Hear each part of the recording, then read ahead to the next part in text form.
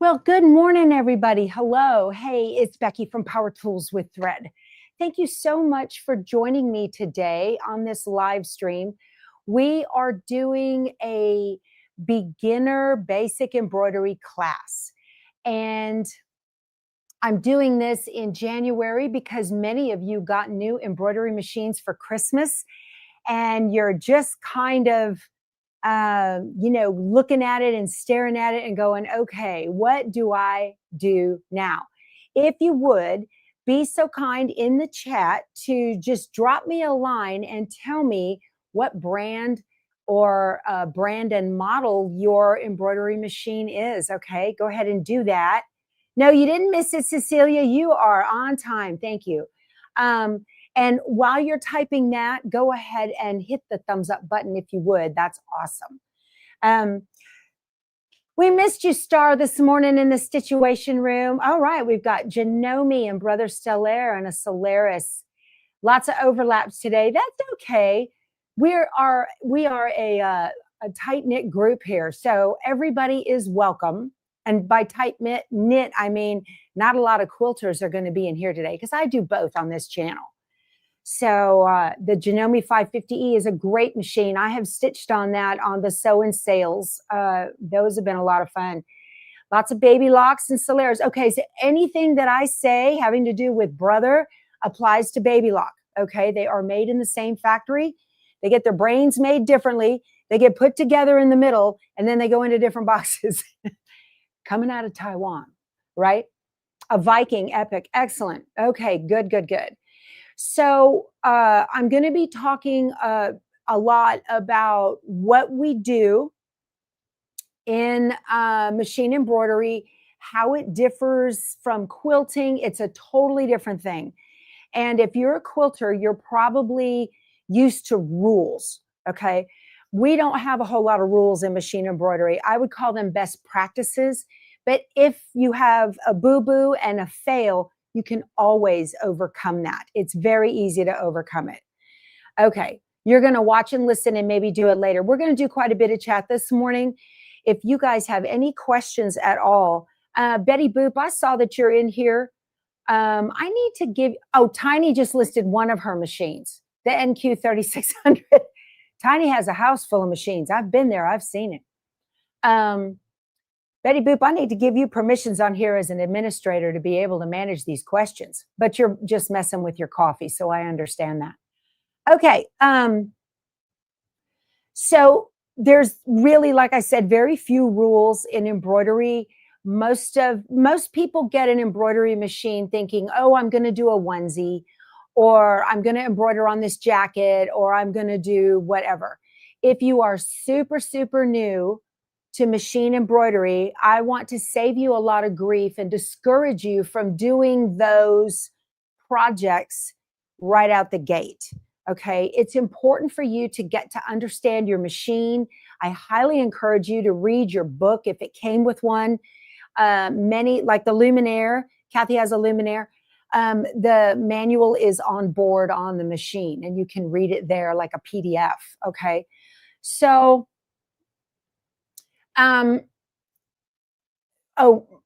Maureen, she says she's been doing embroidery for years, but learns something all the time. You're welcome. You're welcome. Yeah. Linda mentioned she loves the camera on the Elissimo. Cameras are a fantastic thing. So in this video class, we're gonna have two sessions of this. One this Friday, and we'll finish next Friday. Okay, same time, same place.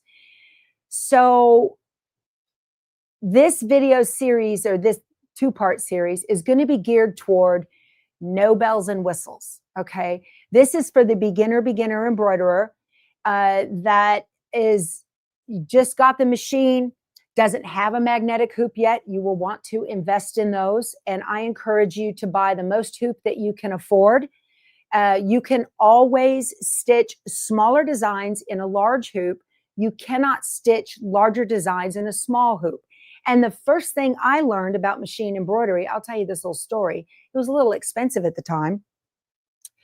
Was I went to the Creative Sewing Center here in San Antonio. It's now All Brands San Antonio. And I went there and I saw a fabulous quilt with all these cats on it. And it was by Lunchbox Quilts. Okay. And I bought it. The USB all by itself was like $75, I think, which was outrageous, but it was going to be for my mom because she's a crazy cat lady. And the machine I had at the time was the Brother PE 770. That was the machine that I started on, and its hoop size was a 5x7. Now, I did not know, because it's not anywhere in the manual that I've ever read in any Brother manuals, that you cannot stitch 6x2 anything larger than a 5x7. I had it in my head that the machine would shrink it down maybe, or I could use software, which I didn't have at the time, to kind of shrink it down. And I just thought that I could do that. You cannot. You cannot do that. Gosh, my head is going with a million things right now. So they don't tell you that. And that's how Hoop Envy starts, is you get a little 4x4. I received a really nice email from the lady who won our giveaway today. And she says she has a 4x4 combo machine she bought at Walmart. It's a Brother for $249. And she loved it. She needed to be able to stitch a dog's name and a Bible verse on bandanas for the Lutheran ladies, for the dogs. Okay. And that's a perfect machine for that. That little 4x4 is perfect for that. It's not much good for anything else. Maybe a monogram, maybe doing little letters on a cuff or something like that. But you are welcome, Sonia. She says, thank you again for this learning experience. Okay. You are more than welcome, my friend. Yes. So that's where Hoop Envy starts, is when you get the machine and then all of a sudden you become exposed to so many designs that are out there on the internet, all these beautiful sites, designs by Juju. Let's go through them, right? Hoop Sisters and Sweet Pea and Anita Good Design and OESD. And there's a plethora of these sites that are out there.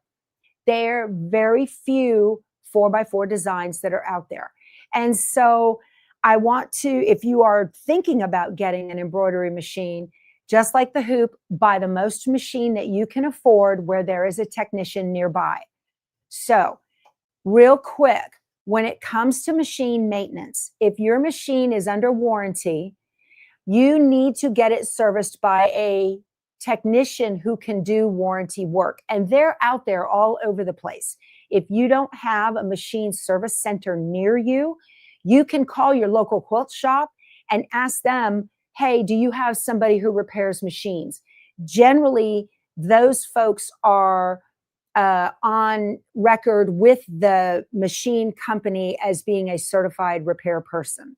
So they can do warranty work. If it's like Jason's coming over here in a little bit, he's going to fix my long arm that I threw the timing out of. And Jason is a certified repair technician. So if I had a machine under warranty, which I don't, all of them are out of warranty now. I've had them for so long, but he could file a warranty claim for me. But you need a certified repair person to go to a service center to be able to order parts that you cannot get yourself. These are not DIY repairs. On my PE 770, speak of the devil. You guys bear with me just a second. Look who's here. Hello. I'm doing a live stream, and I told him you were coming, and here you are. I did. I'm doing a class for beginner machine embroiderers. Pop your head in and say hi. This is Jason. He is my repair guy. See, he's not. You can look in the. You have to bend down. I'm short. There he is. So Jason, I found out about him because my 10 needle needed servicing, and there was a part in there that Jason happened to have on his truck, which was handy. So, y'all bear with me just one second. Do you need me to remove the quilt? Because you're only going to have that little bit of space if I don't. And I don't mind doing it because it's basted. No, we can do it down there. Okay, perfect. Do you need the little rolly seat so you can sit low enough? If so, my husband can get it for you. He's in the living room. That's going to make your life a lot easier. You bet. Everybody's saying hi, Jason. Hello, Jason. They all want your phone number. Uh, if they're in Texas, that's okay. Jason's doing that. Oh, Joyce Williams says Jason is my repair guy as well. Yep. Okay, so I was just telling them about repair people. So, for instance, in New Braunfels, there's a quilt shop up there that's just northeast of me. And the guy who owns the quilt shop's name is Reggie. Well, Reggie's a certified repair technician, and he repairs stuff in his extra building out in Seguin. You can move or do anything you want to move stuff around. Whatever you want to do, I don't have a problem with. Okay. You take your baby lock to the Janome dealer. Yes. So, for instance, if brother service centers, they're not all brother dealers are service centers, but the service center has to, if they're going to be a brother service center, they have to take in other brands or machines that were not purchased there. So you can always do that too. Does Jason work on Viking machines? Viking? Yeah. People, no, I'm getting a no. And people are brother. Yeah. So the problem is when Joann's closed, yeah, that left a lot of folks out. So, okay, you guys. So no, Elizabeth, I'm sorry. She lives your neck of the woods up there. Yeah. Okay. So that's enough about buy the most machine you can afford, okay, with a hoop that's large enough to give you choices. Today, I am making the 6x10 on this embroidery project that we're doing today, the Celtic table runner from Sweet Pea. So when I mentioned there were a few rules about machine embroidery, one of them is stabilizers. The number one rule is stabilizers. If you don't have the right stabilizer for your project, you're going to be sorely disappointed. Okay. So there was a lady who worked with designs and machine embroidery. Her name is Deborah Jones. She passed away late 24. This is her picture right here. Okay, that's Deborah Jones. This is the embroiderer's compass that she came up with from Designs and Machine Embroidery. I have a link to Dime and all of the stuff that we're going to talk about today on the video. I have it linked in the description box. You can touch more, ... You guys, these are going for $25. It seems like a lot, but this is the best knowledge you will ever get. If you're going to be doing embroidery work that is not like we're doing today, the instructions that we get today tell you use this kind of stabilizer, use this. It gives you instructions of what to use. If you take off on your own and decide you want to do a onesie, you're kind of lost and you're not sure what stabilizer to use. You can look on the internet.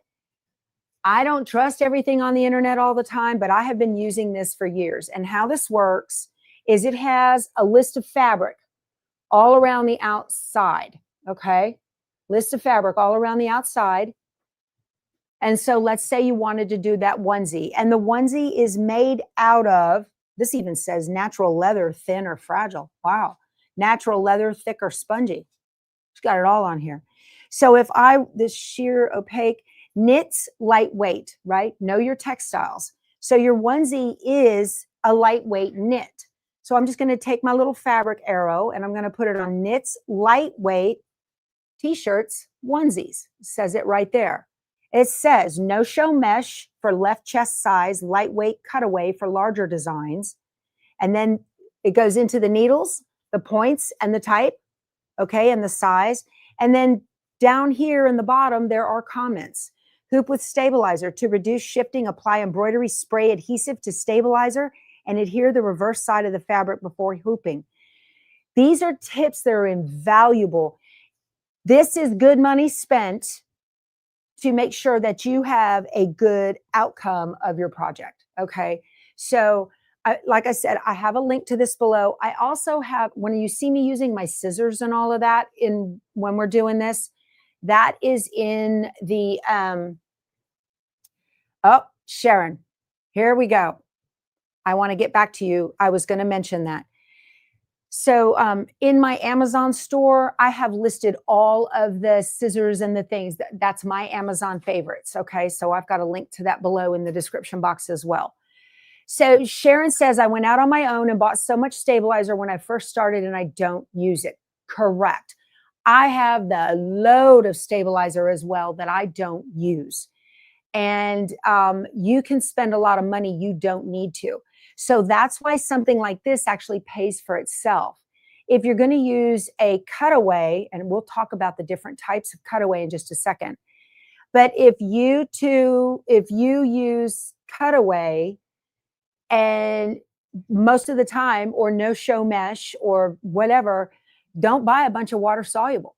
I have a whole bunch of water soluble I don't use. Okay. And that stuff's $25 a tube, right? So Betty Boop, I went crazy buying long arm rulers I don't use. I know. So a really good company to get stuff from is Designs and Machine Embroidery. I have been an affiliate for them for years and years and years. Yeah. And their print and stick target paper is some of the best in the business.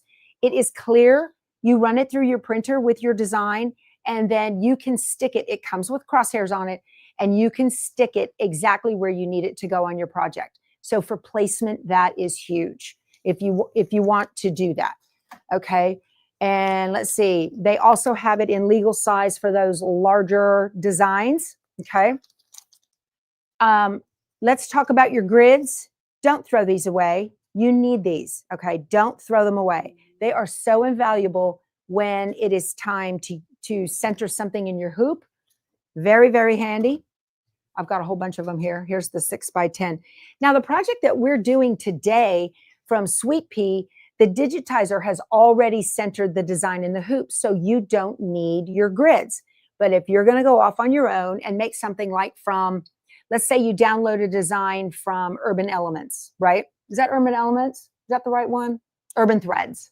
Let's say you download a design from Urban Threads. They're beautiful designs, okay? Or maybe Purely Gates. And you're going to do this on a thing like a pillow, okay? Well, you need to know center in your hoop, and that's what this is for you to be able to center those designs. Okay. Yes, some machines will include stabilizer. They will include stabilizer samples, and those are very, very handy. Okay. And Dottie's whining down there, probably because Jason's not playing with her. I know better. He says, I know better. Yeah, you start throwing that ball, it's over, right? You can even make your own. I do have a link in my Amazon store. This is grid, plastic grid, okay? And I've got top at the top, and I made this from a hoop. You can see where I cut where the little top is right there, and I cut the bottom and I cut the sides. So if you have tossed your grids or you can't find them, you can always make your own. They're very handy. Okay. There are also gizmos out there, tons of templates. We have the perfect placement kit. Handy if you're going to do a bib. This is the children's wearables. Okay, fantastic. I've used this many, many times just to get this in the right, because it's not square, right? So you can get it right where you need to. You do not need to buy these. Don't run out and buy them. But if you need them, you can say, oh, I remember Becky talked about that, right? So it tells you where the neckline is, how far down to put something, and there's a hole where you put the dime embroidery target stickers. That's that box of yellow stickers, and they have a crosshair on them for you to be able to find center. So this is just a great product for those weird shapes. All right, and I have Eileen Roche's embroidery toolkit. I don't know if they have this anymore. I don't use this a whole lot, so I would save my bucks on that. Not telling you not to. And then a perfect placement kit for center chest for grown-ups. I have that. And then there are also the embroiderer's helper, which fit over pockets. Very handy, or one that goes down the center and you line it up with the buttons so you can do a chest embroidery design. Debbie says, I bought it just in case. That's right. Okay, so this is the only one. I'm going to tell you this is the best money spent. Absolutely. All right, so let's talk about the stabilizer. Dottie, that's enough. Let's talk about the stabilizer that we're going to use in today's project. Oh, y'all, my dog, she's griping. No one is playing with her. A lot of the new machines do not come with the grid anymore. You know, Diane, you're absolutely right. And that's, hold on a second. She needs a chew stick. Just a minute. Okay. No, she wants somebody to throw a toy. I'll let you guys watch Jason work while I go get it. You want a Chewy? Let's get a Chewy. Why don't we? Look out, Dottie. He was looking for attention. Oh, I know. Keith, come show your shirt. Here we go. How about one for you and one for you? No. I want to show you guys a t-shirt that I made that I embroidered for my husband and show you what it looks like years later. Years and years later. Oh, if you guys, does that dime compass have a print date? It is up to date. Yeah. Ha ha ha. I didn't say that. I did. Okay, my husband's coming in here. I want to Is show my hair okay? your hair's fine. I want to show you guys. I actually You planned. just want to look at my shirt. I Yes, know how you are. well, here's the deal, y'all. So I embroidered this shirt for Keith years ago. This is a custom design. If you need custom digitizing and you need a digitizer, say hi, babe. Hi, babe. So take a look at this. I digitized this years and years ago. Lots of high Keiths. The name of the boat is Kids Inheritance. It's sitting out back, but look how it doesn't have any puckers on it at all. For sale if you want to buy it. Yeah, it's for sale. So it doesn't have any puckers on it at all. And he took good care of that boat, you guys. My gosh, what an expense. So see, the lettering is still perfect. There's no puckering at all. Okay, that's because of the stabilizer I put behind it. Thank you, dear. You're excused. Lots of hello, Keith. Yep. So Yeah. what I used behind that, they don't make this anymore, y'all. And if you're not sure what kind of stabilizer to use, look at a commercially made shirt project, you know, something. What kind of stabilizer is behind that? Okay. So I used Poly Pro Performance behind that shirt. That shirt has been washed 100 times at least. Of course, the one day I want to show it, he puts it on. And so I told him this morning, I'm like, you're going to have to come show your shirt. Also, that design was digitized from a photo by Louiba from artembroidery.ca, artembroidery.ca. She is a digitizer out of British Columbia. She digitizes by hand. Fabulous, fabulous. My friend Pam Graham told me about her.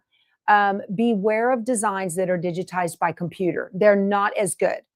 Can you import a picture and turn it into embroidery? Yes. But for a good, is Keith going to be paid for his appearance today? Yeah. Great, Betty Boop. For wearables, if you wear it, don't tear it. Don't use tear away on anything you would wear. Absolutely. That's right. Okay. So that's the old adage. If you wear it, don't tear it. And Deborah Jones always used to say, there are those who test and those who wish they did. So if you are going to go out on your own and download a design that you're going to put on whatever, it's not what I would call a tiling scene type design, like what we're doing today with the Celtic Heart or any of the designs by Juju, tiling scenes where it says, here's your placement line, put your batting, and then the fabric on top. So those always help. Golden's Mama, they do have, Embroidery Library has a guide to help newbies. That is true. I am very cautious about designs that you can get on Etsy. Okay. They are fly by night. Some of them are really good. Some of them are fly by night, and you don't want to ruin your project. Okay. So, all right. What else? Oh, let's talk about the difference in the cutaways. in cutaway, so like we're doing the Prim embroidery quilt by Lori Holt, that uses a tearaway. This is kind of the rule with embroidery, okay? If you are doing a project that has a blanket stitch, that's all it's using is a blanket stitch like applique. You can get away with this kind of cutaway. This is a no-show poly mesh, not poly, it might be rayon, okay? This is I'm just going to call it no-show mesh. They come in poly and they come in rayon. But you cannot tear this, okay? You have to cut it away. Now, this is usually what you would use in those tiling scene quilts, usually. And the reason you can use this with this one we're doing is because the batting is also acting like a stabilizer. So you've got batting under there. It's going to act like a stabilizer. You can use this. You just need something so that as that needle is going back and forth, that's all it does pretty much other than a run stitch. It's doing heavy satin stitching, and it's going to want to draw in order to make that pretty stitch. So you need something behind it worth it. Now, they also have heavyweight cutaway. So when you see the words heavyweight cutaway, think about, is this cutaway or is this tear? I need to double check. This is tearaway. I got another thing of this somewhere. This, it's opaque. It feels like heavy paper, and it is like what you would find behind a hockey jersey. You folks that live up north, okay? Not designed to come out of the garment at all, and I rarely use it. Rarely use it, okay? What about using Hoop Sisters Battleizer? Lisa, yeah, Hoop Sisters is great. Their Battleizer works well. If you're going to be doing one of their projects or you want to buy Battleizer, Battleizer is a combo of a batting and a stabilizer. It's great, okay? I love it. I absolutely love it, but I save it for special projects because it is expensive, okay? All righty. Linda, don't apologize for being late again, sweetheart. You're all right. Okay, so we have talked about a whole lot of stuff 30 minutes into this. We've talked about maintenance for your machine, doing different kinds of the different embroidery sites where you can get stuff from. We've talked about centering templates. We've talked about stabilizers already. And the last thing I want to show you guys, if you're brand new and you're not super good with computers, because I know some of us are not, we are going to go to the Sweet Pea website and download that project, and then you have to unzip it, okay? And we're going to do that.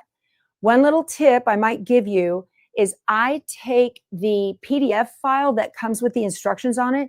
You can email it to yourself. If you have a tablet, so what I do is I put it on a USB and brought it over here. This is a Microsoft Surface. You can use your iPad, whatever you want, okay? Open up, cute little thing. Yeah, there we go. And I put my instructions on the iPad, okay? I have an iPad too, but I need to charge it. So I put my instructions on here. Save a tree, save the ink, okay? You don't have to print these out. If you've got a tablet, they're great to have on there. Even if, so what stabilizer would I recommend for aprons? Depends on what kind of fabric it is. See, that's why you need this. So when we download this, let me see. Okay, when we download this, the most important page is on page 2. And I want to show you that. This has the fabric requirements that you need based on the size, okay? The final size of the design is down here at the bottom. It says finished dimensions, all right? And I'm going to make the 6 by 10. All right, you have a tablet dedicated just for embroidery and sewing purposes. Excellent. Digital Designs by PJ. She's with it. Yeah, that's awesome. Okay, so I do this I suggest that you, whether it's on your iPad or your tablet, hold on a second here. I suggest you go into your settings. Hold on. I need to go into my settings. On a Windows machine, I'm going to go into settings. And you want to find display. Okay. I'm going to tap on display. Set it to the orientation that you want. Don't do me a Windows update right now. I do not want to do that. I don't want to check for updates. Let me see. I'm going to go back to home. And I want to go to display. Okay. So you can set your brightness. You can set all of that. This display orientation is portrait because it's on an 8.5 by 11. But you want to come down here and rotation lock, turn that on. Turn on rotation lock so that it doesn't flip around on you and make you crazy. All right. And then the other thing you need to do is the, let's see, I'm going to come back, find a setting. I'm going to go to sleep, SLEEP, and let's see, power, sleep, and battery settings. Okay. You want to tap on that. Okay. Screen sleep and hibernate timeouts, okay? Click on that, and when it's plugged in, turn my screen off after. When I'm using this, whether it's plugged in or not, I tell it never. So on battery, turn my screen off after 25 minutes. I'm going to tell it never. Okay. Now, I have to be sure to turn this off if it's not on battery, right? Or if it's not plugged in. But do that for yourself. And that way you are always going to have your instructions up and ready for you. And it doesn't time out. That is so annoying. So annoying. Okay. So I just put this right here. This is a Lori Holt embroidery pattern stand. It's metal, doesn't matter. And I've got the little, it came with a pen. And so I can scroll up or scroll down my pages, whatever I need to do. Okay. We need to cut our fabric. So I love my Surface Pro too. Did you know you can put embrilliance on your Surface Pro? How about that? That's cool.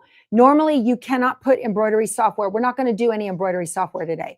Normally you cannot put embroidery software on a tablet. It does not function on mobile devices, but the Surface acts like a desktop or a laptop. So, okay.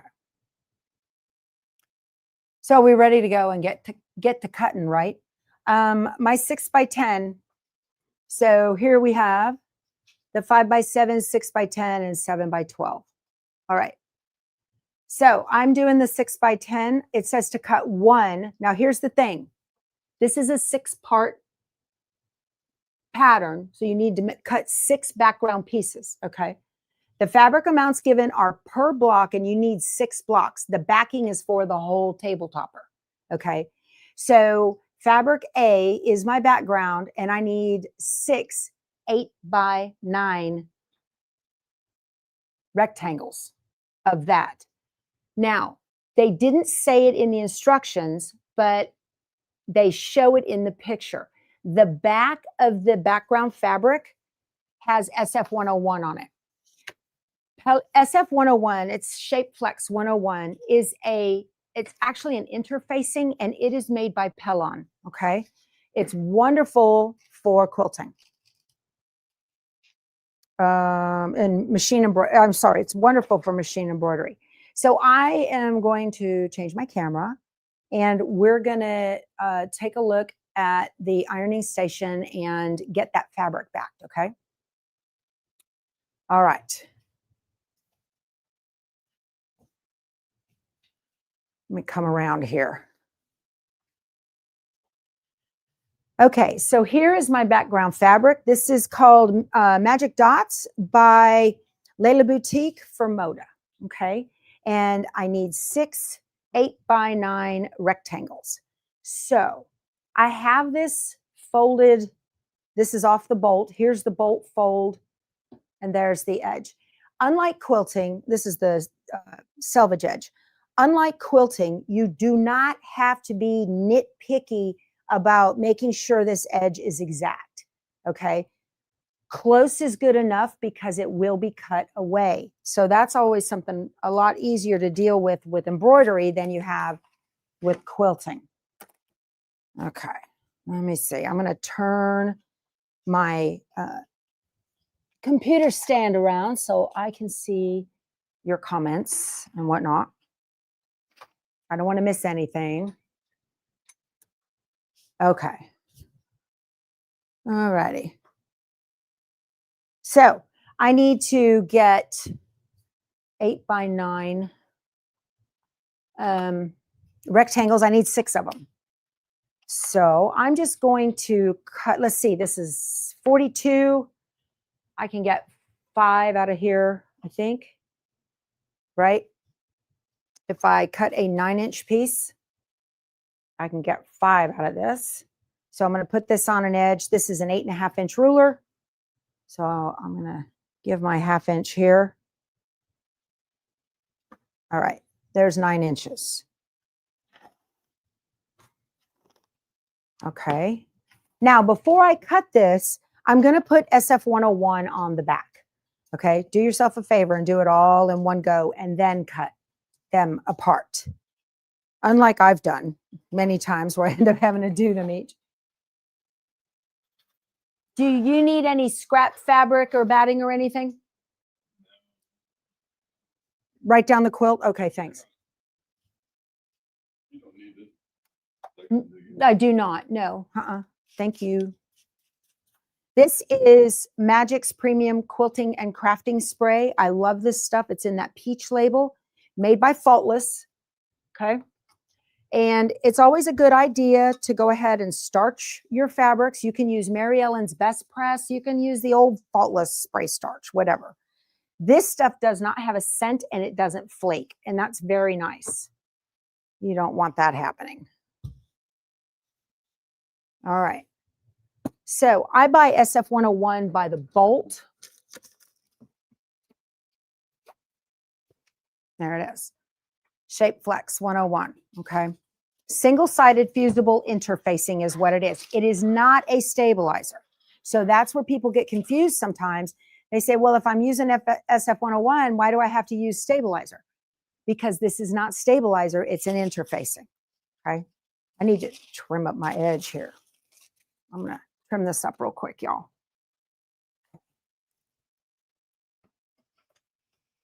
All right. Ooh, he's doing some stuff over there. So all I do when I put this on is I just lay it glue side up right here, okay? And I'm not gonna put it on the selvage. And I'm just gonna overlay the edge of the fabric, just a couple of threads over the edge of this right here so that I don't have to cut that edge, okay? And it just makes life a lot easier like that. But this is, okay, so when do you use this and when don't you use it? If your embroidery design uses a heavy satin fill, you absolutely must have SF101 or some sort of fusible woven. Kimberbell makes one on the back of your background fabric. It's not always required. Let's see, instead of SF, can you use a woven iron-on backing similar to Kimberbell's? Yes, Sandy. I answered your question before I knew what you were asking. How about that? So if you're going to be having heavy satin stitches or heavy satin fills, you absolutely have to have this. Otherwise, for quilting cottons, okay, a lot of the projects that like the project we're doing today, they recommend quilting cottons. And so I'm just ironing this on. Now, SF101 shrinks. If you think it will be washed, this will not be washed. But if you think it will be washed, you need to follow the manufacturer's instruction to shrink it. And that is to, I think, put your iron over it and steam it. Something like that. You don't want to put it in the washing machine because it will wash all the glue off. So you don't want to do that. Then you'll be like, how come nothing's sticking? Okay. So there. And I'm going to need I need one more piece of this 8x9 piece, because I can get 5 of those on that. Let's see here. I love this fabric. Oh, it is one of my favorites. Favorite. I'm going to use the selvage as, let me see. How wide is that? That is wide enough. That is 10. That is wide enough. I just need an 8-inch. And I'm going to include the selvage again, because it's going to be cut off, right? 8 inches. Perfect. All right. Look.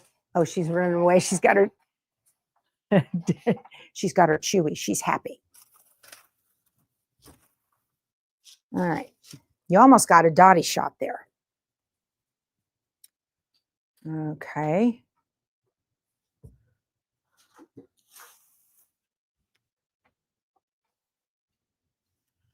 And let me just get this on here.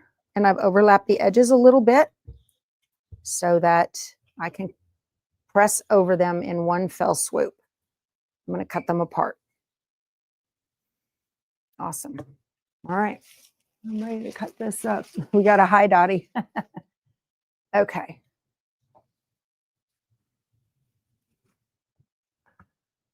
All righty. Now, you don't necessarily have to put SF101 on the back of your applique fabrics. Applique is when you take a piece of fabric and put it over another piece of fabric and stitch it on there, okay, like a shape or whatever. That is applique. You don't have to have SF101 on them unless the fabric that you're using is light colored and your background is darker. And then the only reason you really want that is to make it more opaque, so that you don't see the blue night background behind. Let me show you here. You don't see, let me zoom you in, the aqua background behind the snowman in through the belly, okay? You don't see that. It's not that you would anyway, because it was cut out. But if you, like this piece here, well, that was cut away too. So this is not a good example. Let's see. Here's a good example. This polar bear and snowman, that snowman right there, you can't see the blue behind it because he has SF101 behind him, okay? So that's a good tip right there if you're using lighter fabrics on the top. All right, let's get this cut. You kept saying snowman. I thought you were talking about the brother Scanner. Oh, yeah. Different point of reference, right? What's his word? All right. All right. Let me cut this.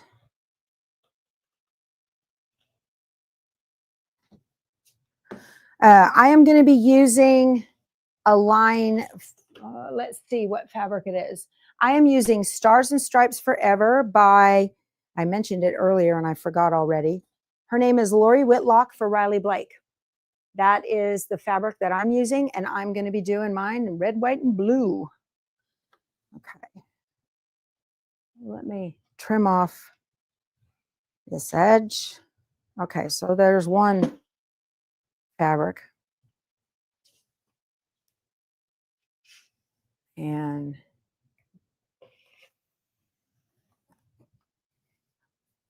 all right. All this goes back on the bolt so that I have it when I need it. Okay. And now I'm going to, this is a 9-inch piece. So now I'm going to cut a bunch of 8-inch chunks off of that. This is an 8.5-inch ruler. So there's 2. I folded it, right? 4.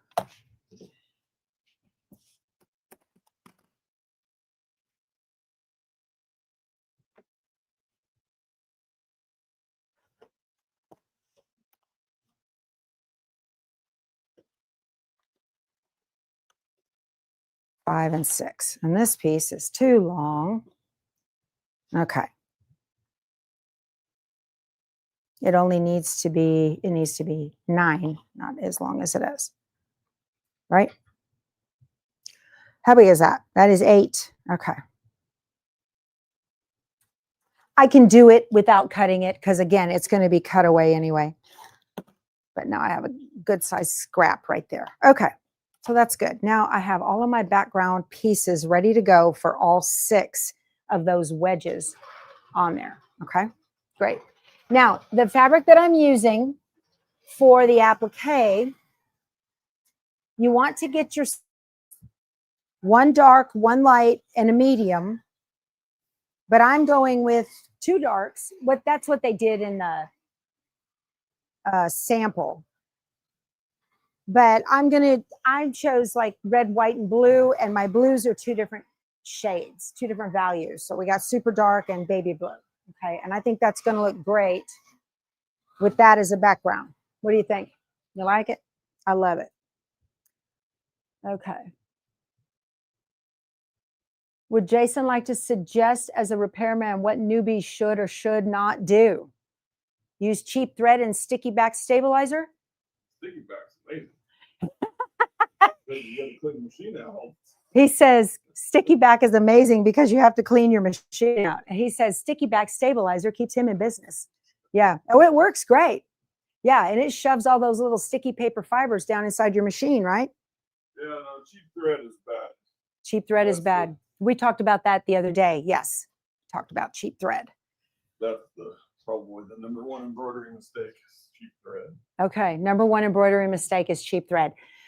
So if you guys are going to be buying embroidery thread, please stick with the top of the line brands. All right. Floriani, Robison Anton, Exquisite, Glide, Isocord.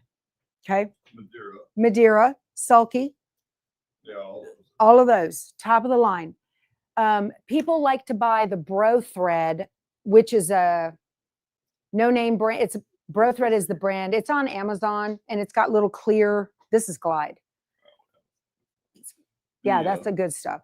I gave away my Bro thread. Now, I don't think the Bro thread of yesteryear is the same as today, but I don't know. Well, the biggest difference between the good thread and the bad is when they make the thread at the factory, they cut off about a mile of the beginning of it and the end of it to make sure.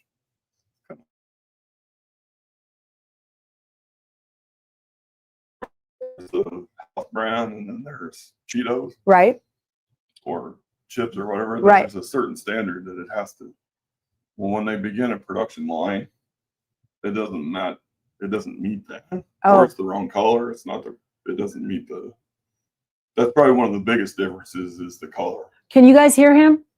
I want to make sure you can hear him. How about Hemingway? I'm not aware of that one. Okay.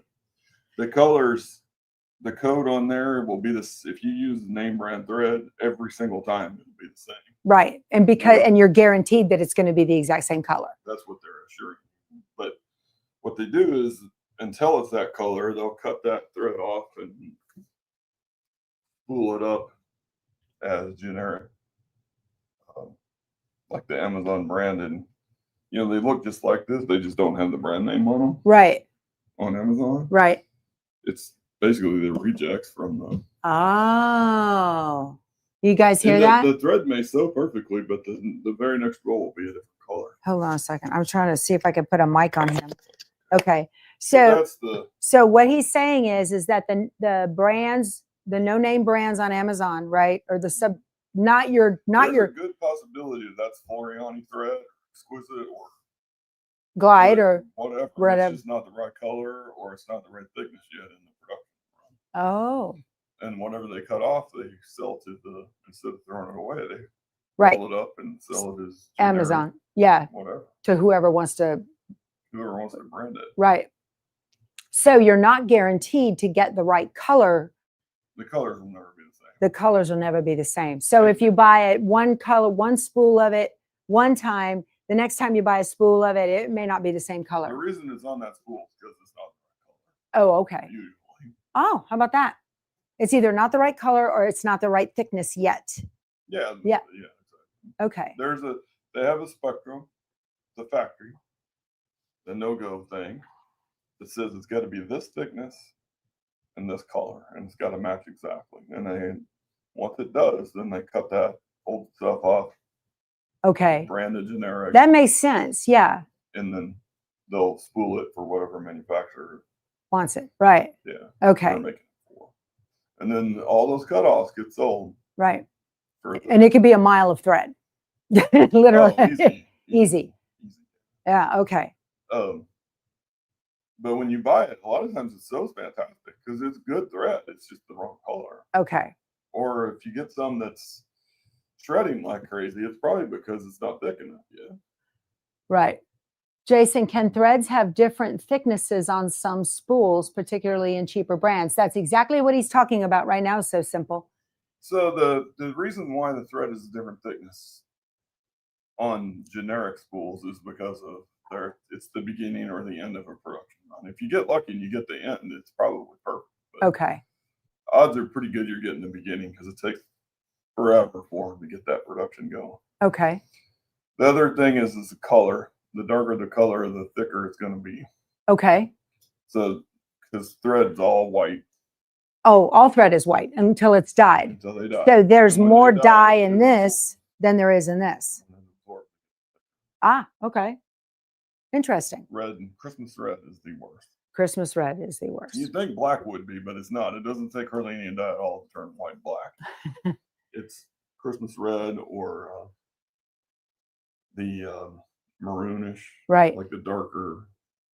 Getting that red dye to stick. Yeah. Well, it does. It just has to sit in it longer. Okay. And absorb more. And that absorption makes the fiber. Yeah. Yeah. Swells up. Swells up. That's why there's a difference. On a 10 needle, it's real noticeable because you can do all 10 colors on those sample tension. Right. Right. Outs. You know, the color bars, and then you flip it over. It's like, why is the spread one so much tighter than others? Oh, interesting. It's got more dye. Yeah. I didn't know that. Aren't we lucky he stopped by? On a single needle, it's more noticeable because of the fact that they use tension disc instead of tension wheels. But people ask all the time, what's the difference between a multi-needle and a flatbed?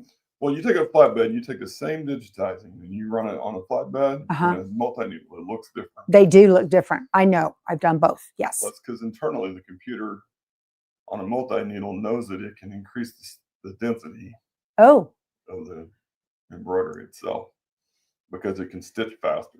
Right. And it also has a vertical hook that's dedicated to embroidery. That's the only thing it does. Okay.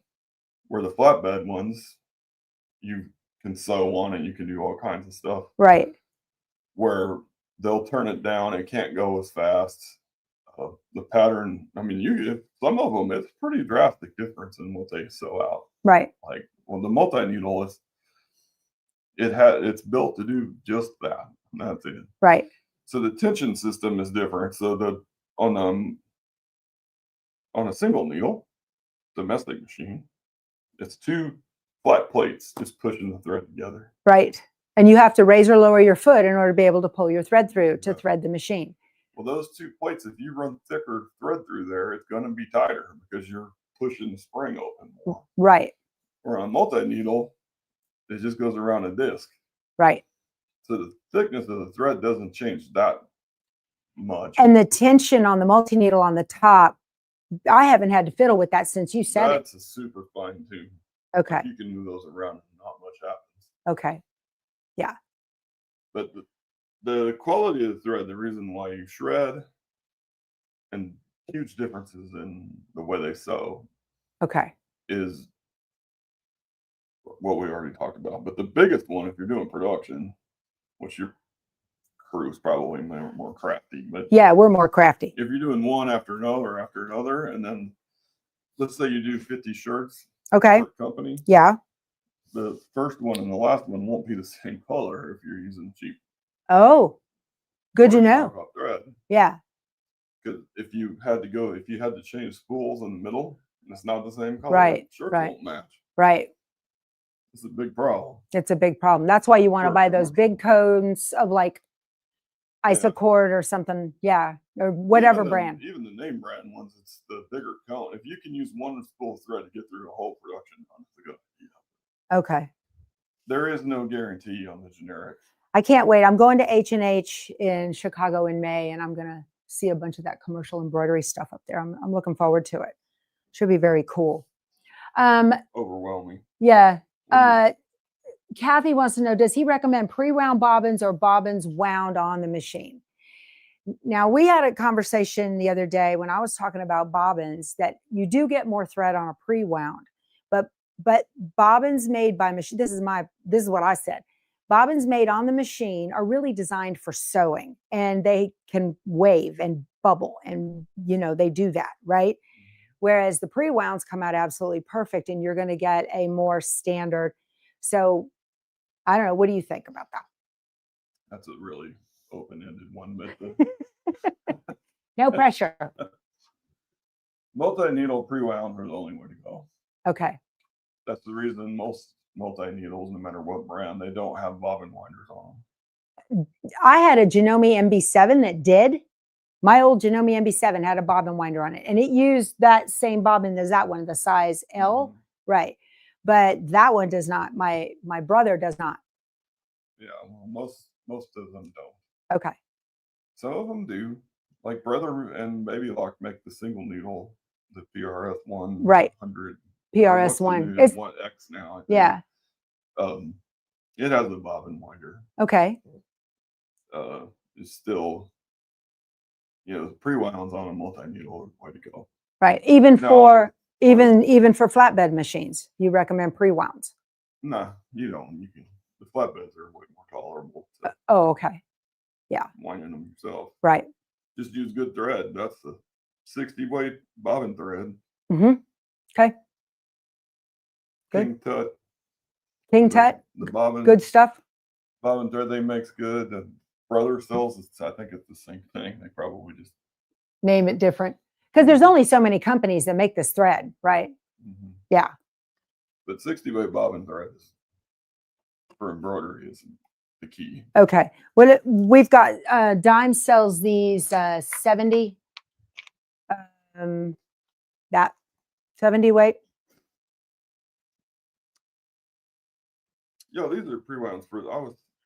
Yeah, these are pre-wounds for the flatbed. So that one tube will last me forever. They're great. Cost 15 pre-wound, 97 yards of size 60. Oh, okay. So that is 60 weight. 60 weight. Yeah. Okay. That's it. Pre-wound bobbins, y'all. Way to go. You can make those on a Brother or Baby Lock with the bobbin winder on the machine if you want to. Yes. But it is time consuming. It's time consuming. Yeah. It's the same thing. That's what I'm saying. That's 60 okay. thread. Let's see. Not many texts would take time like this when, let me see here. Let me see it. What did she say? Would take time like this when they have other calls to make. He really is a special person. Aw, look at that. Aw. Great info, Jason. Thank you so much. Yeah. Yeah, Jason's good people. That helps me because then you guys don't ask me again. Right. Right. I've got this spiel down because we've said it 1,000 times. That's right. That's right. Absolutely right.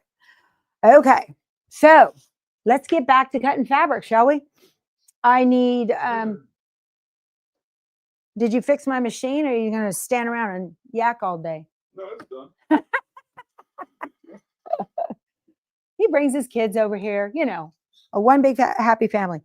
Okay. I need to cut 2 of the 5x7 size for the background fabric. So what I did, you need a total of 2 of each color. So I have my light blue, my red, and my dark blue, the dark blue fabric, okay? And I folded the fat quarter in half, and I'm going to cut a 5-inch, that's 6. I'm going to cut a 5-inch piece because I need 2 of each, not 4, 2 of each 5x7 pieces. Okay. This is that new Guggenheim rotary blade. I've been using it, and so far so good. I like it. All right. And then this needs to be 7 inches. And if it's not, I mean, it's okay. But it just makes it easier in your hoop if you have cut the fabric to size. And now I have some scraps. So very easy to cut all of your pieces at one time. Okay. So I have 1, 2, 1 of each and 2 of each. I recommend too, the applique on this is pretty skinny. So you may want to not choose a giant pattern. Okay. I suppose you're going to email me a bill? Yeah. Okay. Or text me or whatever. Send me the text. I would. You're awesome. Thank you for coming. Have a good one. Okay. Nice weekend. It's beautiful weather. I know. That's Cool. ironically. It's gonna get cold. It's going to get cold this weekend finally. So, all right. We're going to get her jeans out. I actually did prepared. Look at that. And didn't come in shorts today. Let's get over to the other camera, shall we? Okay. Yeah. He's great, you guys. So Easy Service is his business in the Texas area, SEW, So Easy Service. He's got a Facebook page. He generally does not make house calls for single needle machines unless he's got a multi-needle or a long arm nearby that he's doing at the same time. But he generally does not work on single needle machines. But you multi-needle users in Texas, he will travel all over the state, and he's great. He is wonderful, and he is a certified technician. Okay. I know he should do service YouTube videos. I know, right? Don't you need 12 pieces, 2 for each wedge? You need 2 pieces of 3 different fabrics, right? I don't know, Debbie. I think he called you short, but he barely gets through the door. He's 6'7". Yeah. He's the size. My son is 6'8". So I'm, if I need more fabric, I'll cut it. I'll be fine. It says you need 2 each. Okay. Fabric B, cut 2 hearts of fabric B. There are 3 fabrics for fabric B: dark, medium, and light, or red, white, and blue, or whatever you're using. And it says you need 6 total, right? Let me see. Let me see here. Now you've got me wondering. I'll work it out. We're only going to stitch 1 stitch out today. And then we will, and then we will, I'll go ahead and finish up all the blocks, and we will put them together next Friday and put the backing on it and finish it. So I know the picture looks like 3, right? We'll work it out. What did it say here? I just want to make sure I've got it. Okay. Hoop cutaway stabilizer in the hoop, depending on which size you are sewing. So let's talk about hooping, okay? Let me move this over here. 6 hearts, and you have half a heart on each pattern. So then the pattern is 2. That's what I thought, Maureen. Thank you. That's what I thought. Let me get all this out of the way. Okay, on your hoops, regardless of what hoop you are using, it will have some sort of directional on it to tell you top, bottom, left, right, and whatnot, okay? So this is a brother hoop. Back out just a little bit. I feel like no, that's as far as I go. Okay. I'll make sure you guys get the whole picture here. And this one has the screw part on the bottom. Some of you have a 5x7 machine or a littler one, and it has the little clip that you clip on. Those work great too. I use that on my PE 770 for a long time. Now it says cutaway stabilizer. When it says that, it does not mean the heavy weight that goes behind a hockey jersey, okay? It means this. This is what it's talking about. No show, cutaway, mesh, okay? And all I do to measure it is to, let me see, will it fit this way? It will not. Usually the stabilizers come in a 12 and a 15-inch size. This is 15. Let me see if I have a roll of the 12 handy under here. I do not. The other one I have is real long, and that's Designs by Juju. Okay, I think this is Kimberbell's, I believe. Okay. So I'm just going to make sure I have about an inch over the top and an inch on the bottom and cut. That's all you got to do for that. You don't have to cut the sides. You can do it like this and get yourself a nice scrap, okay? Or you can trim it off when you're done, whatever you want. This is nice to trim this up so you don't have it flopping around in your, inside of your project. Now, for this particular project, we're going to float it, which means we're only going to hoop the stabilizer. Sometimes, like on a onesie, you're going to want to hoop the actual garment, okay? Usually in garments, it depends. I don't even want to get into it. All right. So I have a outie belly button right there, okay, with a couple of arrows. That tells me that's the top. And I've got an innie belly button right there. And we're just going to make sure that these go together and fit just fine. And go in there nice and flush. I can't really make a lot of waves on there. It doesn't do that at all. So I know that's right. Your biggest tension points are on the top and the bottom, not so much on the sides. I do not recommend when you're doing garments to pull it and tug it just like I did. You either get it in there the first time and you do a plow test with your finger to make sure you don't have a bunch of rolling hills. If you have rolling hills, you really want to spray your stabilizer with 505 or KK2000 from Celtic and put your fabric on there. Don't stretch it, because as soon as you stretch it, when you pull it out of the hoop, it's going to crumple, okay? You need to do machine embroidery for garments, especially cotton, like that t-shirt I did of Keith's. You need to make sure that I got my camera crooked here, tilted. What's going on? You just need to make sure that the fabric is placed in there as it would be worn on the body, okay? Yeah, Jason's awesome. I try not to tell him that too much and blow up his head, you know.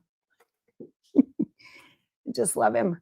He's the guy, if you've purchased my, the binding ruler to do your bindings on the long arm, you long armers, it's called the groovy binding ruler, has a groove on it that slides around on your quilt. It's very cool. Anyway, it's on our store site, powertoolswiththreadstore.com. He cuts those for me. So, all righty. So we are ready to do the design. So on these larger machines, you'll be able to see a lot more than you can on the smaller machines. So you're learning so much, KSE, that no one's ever told you before. Yeah, that's the thing. I'm teaching you all of the things that I have learned through mistakes, right? The most important thing Teresa learned today is she can put instructions on her iPad. Yeah, you can save them in your books too. It's pretty cool. So regardless of whether you are doing the snap-in hoop or you've got the one with the arm, a couple of things about embroidery machines. All right. Once you load a design in the embroidery machine and it gets to doing its thing, it is locked in that that's where those stitches go, okay? So if you accidentally, like if you're shoving your hoop in, watch. So let's say I'm in the middle of a design, okay? And I always put my hand here to make sure this does not go anywhere. You don't want to tug it towards you, but you want to put your hand on it to stabilize it. and then you can slide your hoop in, okay? So if you accidentally, when you're putting your hoop back in the machine and you shove it like this and it goes, I can't do it now, okay? And you shove this piece accidentally, even a little bit, you need to look at what number stitch you're on your screen, okay? They all will show you the stitch number, and then you need to turn your machine off and turn it back on and let it recalibrate itself and get it ready to go. And then you can put the hoop back into the machine and start at that stitch. You might want to take a picture of it with your phone so you remember, or write it down. Okay, that's really important, because if you accidentally move this in the middle of a design yourself, the machine doesn't know where it is, and it will not line up, and everything will go to pot, and you'll be like, what happened? Okay, so that's really important there. So I'm going to turn this on. You want to make sure you've got good clearance behind you so that that hoop cannot smack into the wall. That will cause a registration problem.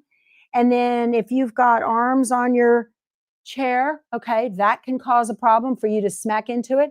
I've had people, I've had ladies in my classes that are very busty. This happens. And she's leaning up on it, watching it, and it bumps in the chest. That will cause a registration problem.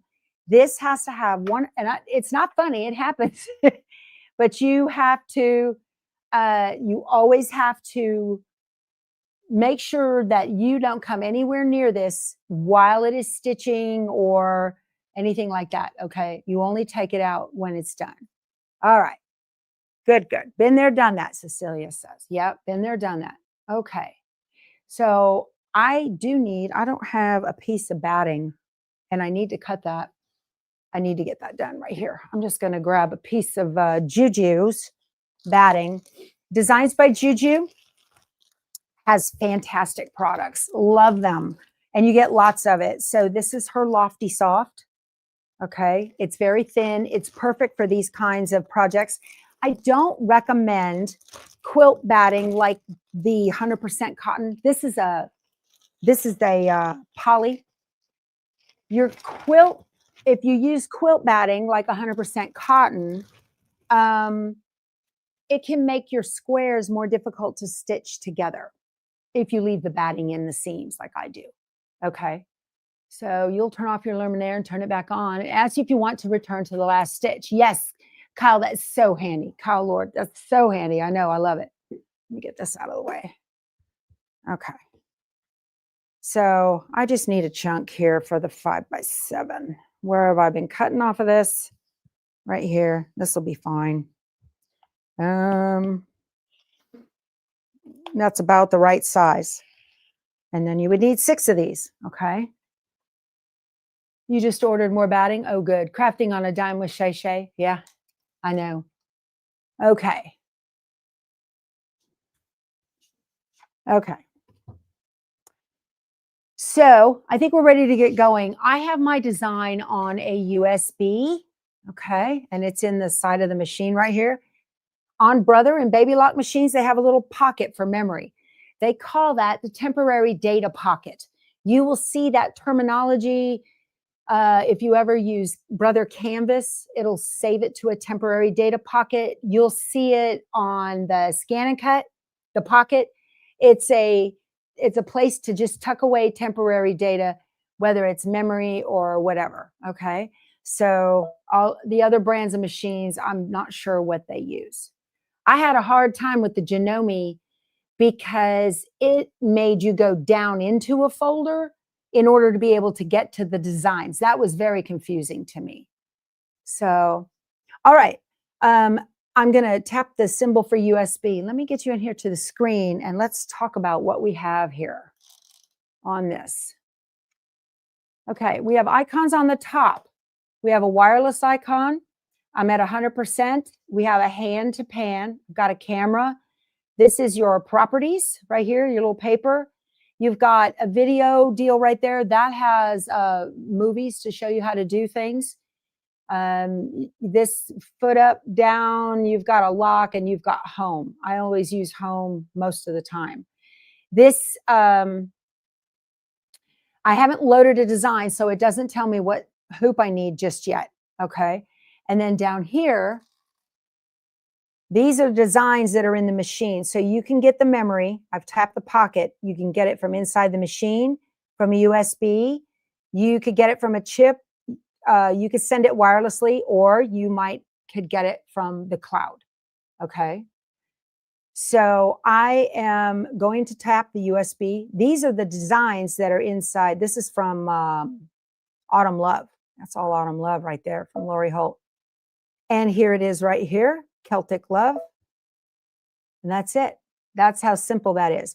Now, up here at the top, it tells me the design is 5.81 by 5.06. It says it has 11 color stops. That's what these are. Let me show you these numbers up close so you know what you're looking at.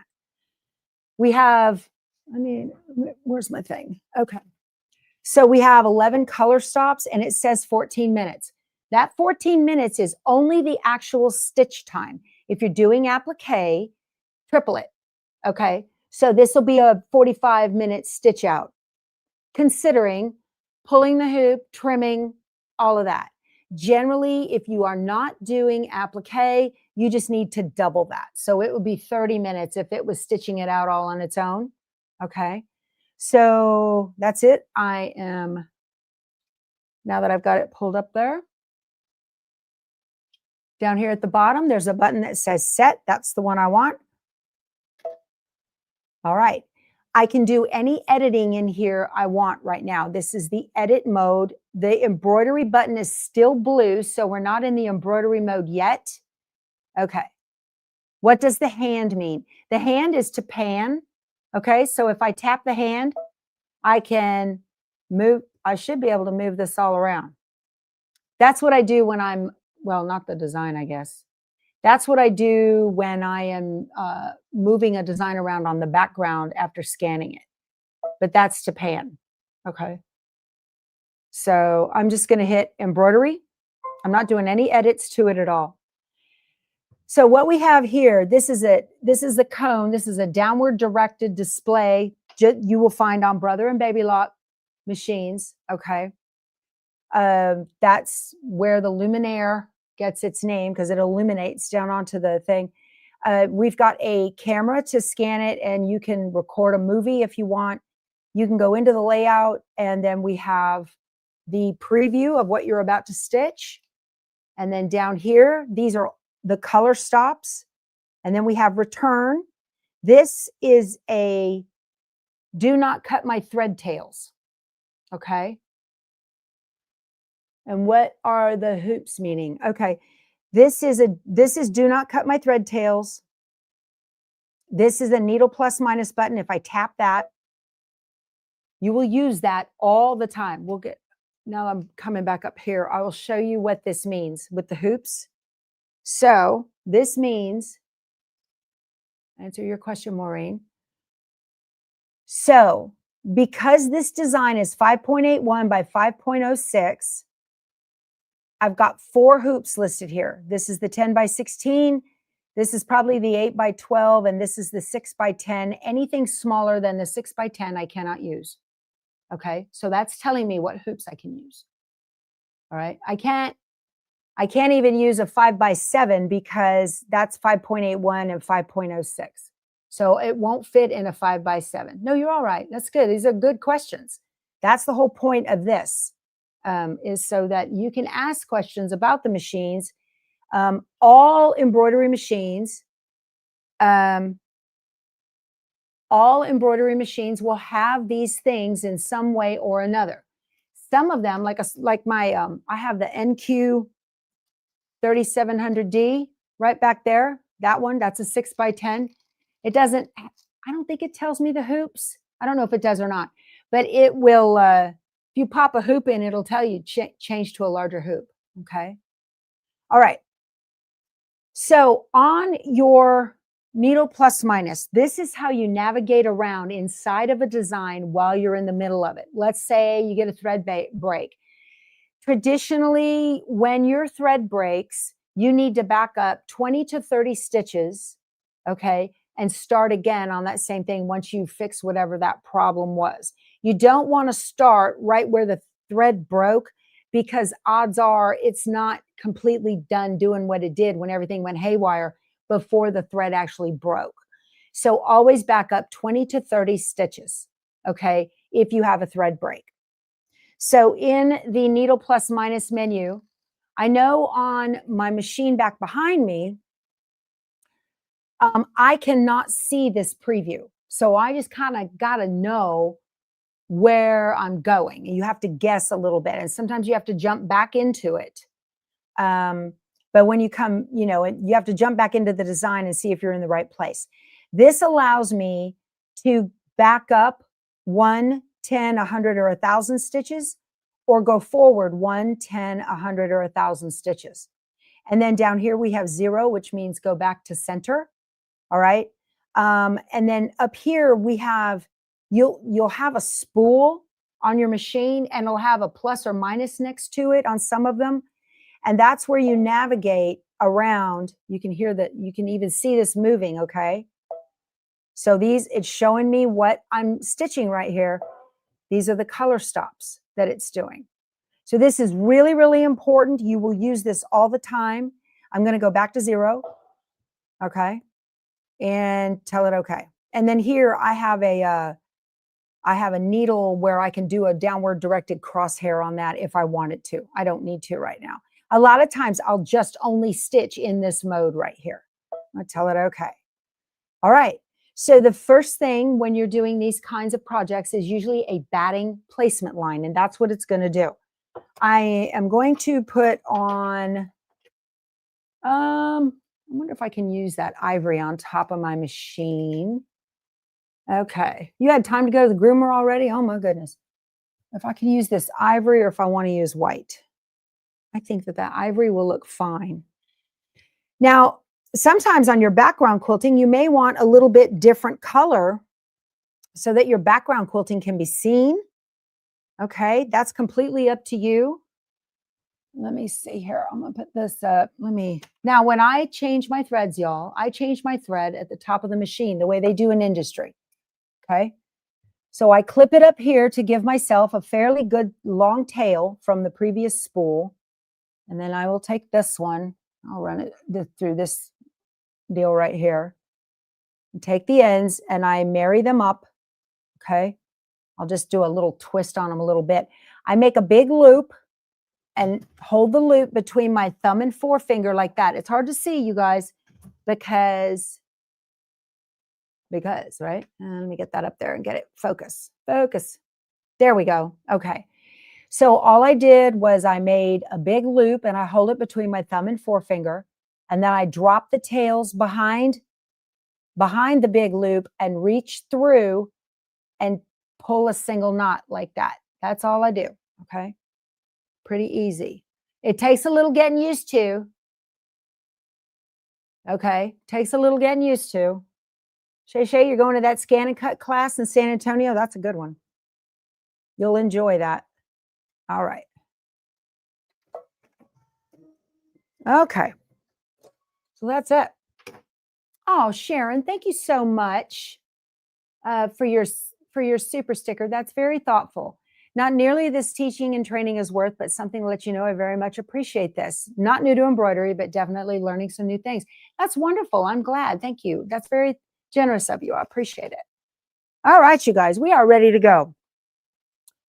So I am going to just hit the button and go here. All right. Now, on some machines, you have to put the foot down. And like on the NQ 3700, my 6x10, I have to put the thumb down.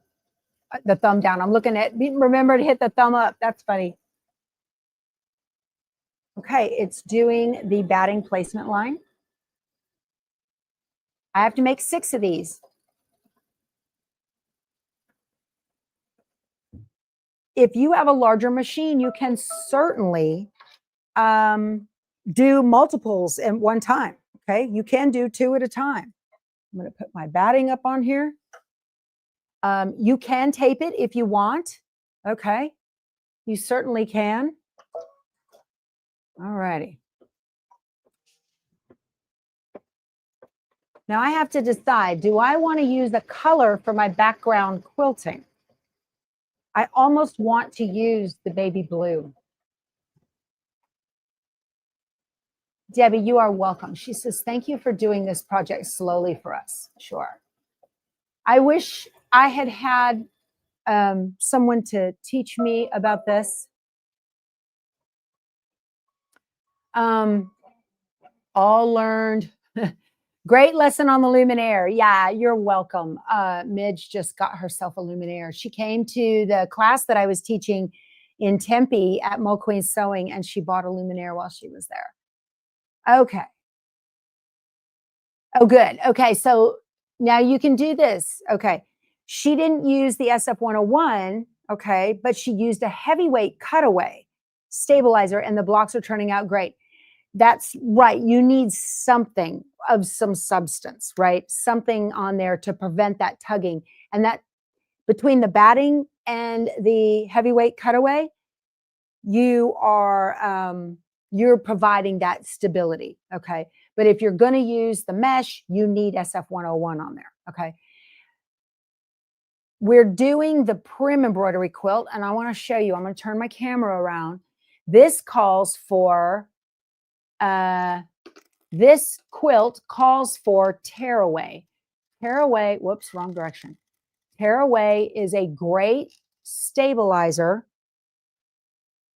for heavy, dense stitching. Okay. So that's all it, oh, I need to take that quilt down. It's past Christmas. I saw the city taking down the Christmas tree yesterday. I was like, I need to do this.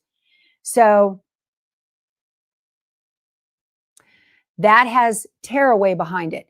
And what that does is there's only stabilizer. When you're finished, you take away the extra tearaway that didn't get stitched, and now there's only stabilizer behind the design, and that's it. But it does have SF-101 on the back of the fabric. So between the SF-101 on the background fabric and the tearaway, I don't have any puckers, okay? And it's just beautiful. If you look at the church block, oh, that's mirrored. If you look at the church block, that roof, very dense stitching. And the little steps, very dense stitching on that, okay? So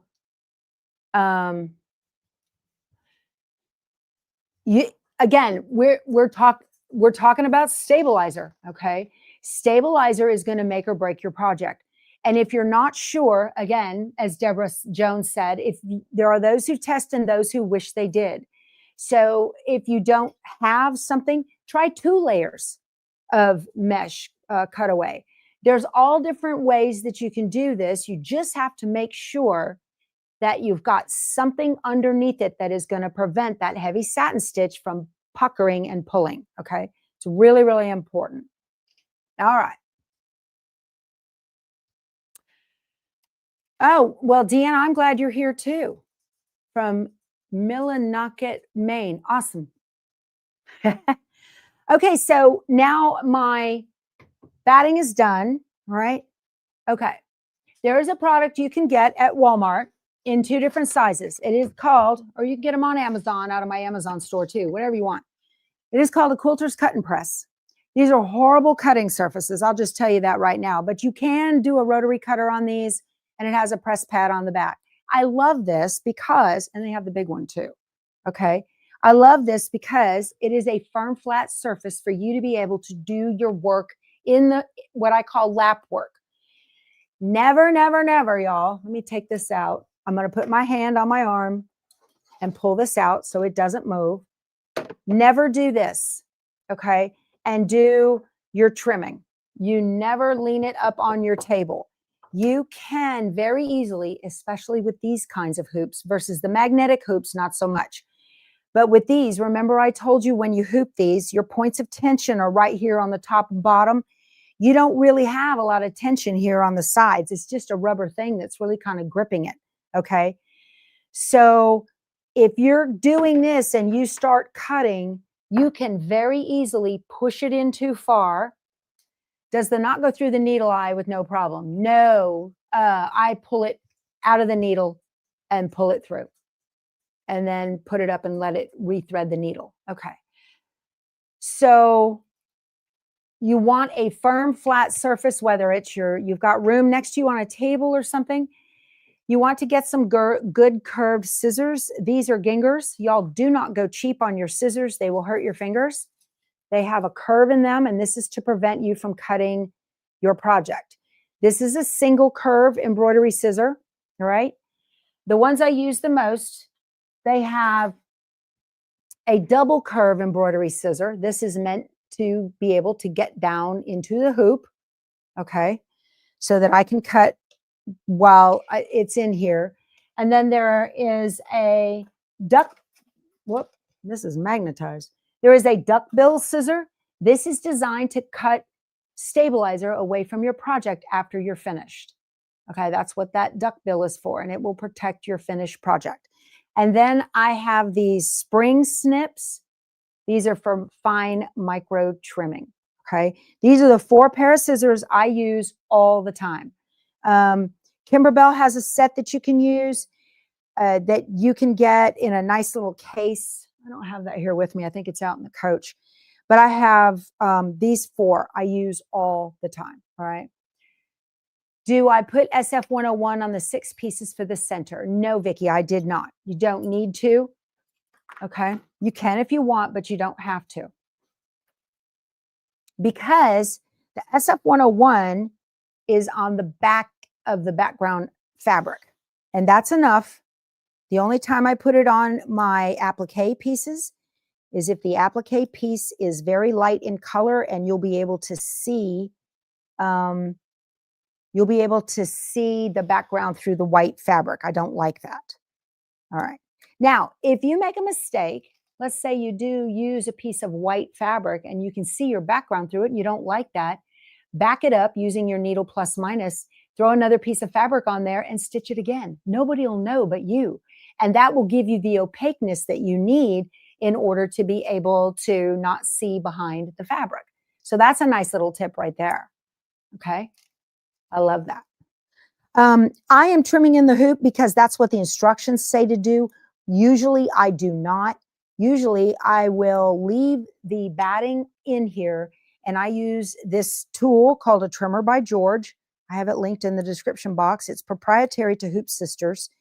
And this batting is Designs by Juju. From Designs by Juju Plus, I have a link to it in the description box. I love this batting. Very easy to stitch on when you're putting your blocks together. I love it. Okay. Yes, Lori, this will be on replay. It's going to be on YouTube forever and ever. You just won't be able to ask questions. Okay. So I'm going to put this in here. And now it's going to do the fabric placement line. And this is really nice. You don't have to guess, right? So I'm just going to stitch this down. And this is going to be the background fabric placement line, I believe. Unless, now some designs will have you do batting, and maybe I should have put the fabric down already, I bet you. Hold on a second. Let me stop this. I'm going to cut it and double check. I bet you I was supposed to put my fabric down. Again, you can fix this. Okay, let me use my needle plus minus and one more. Yep, I was supposed to put this down because there's my decorative stitching. So let me go back to where that started. No big deal. And I'm going to put my background fabric right over it. The cut measurements on this are very generous. Okay, you'll have plenty. You might even could go do one and test it. And if you're savvy, you could go a little bit smaller. Okay, I can feel the batting, so I'm going to go and just do. I hope I did that. Maybe I wanted to do this 6 by 2. No, yeah, this is right. Okay, so now it's going to stitch it around again. I'm not going, I don't think I'm going to cut this. I got to read my instructions. All right. Yeah. And the background fabric, trim that away, put that on, and you just leave it. You don't trim the background fabric away yet. I take my instructions and put them on a tablet. Okay. You've made it every holiday. Awesome, Gloria. That's nice. I like it too. Okay. That trimmer by George is worth every penny. It allows you to trim the batting and the stabilizer at the same time after the project is done. So here we go. We're all stitched on. All right, perfect. I could probably have done one up here and one down here. I probably will do that for the next hoopings. Okay. It is, Heidi, yes, the link for Sweet Pea is an affiliate link. Yes. Oh, thank you. I appreciate that. Help making sure I get credit. I appreciate that. Yeah, just click on that link and jump over there and do whatever you're going to do. Okay, perfect. All right, so now it wants me to do the background quilting. Do I do it in white or do I do it in color? I really like doing it in color.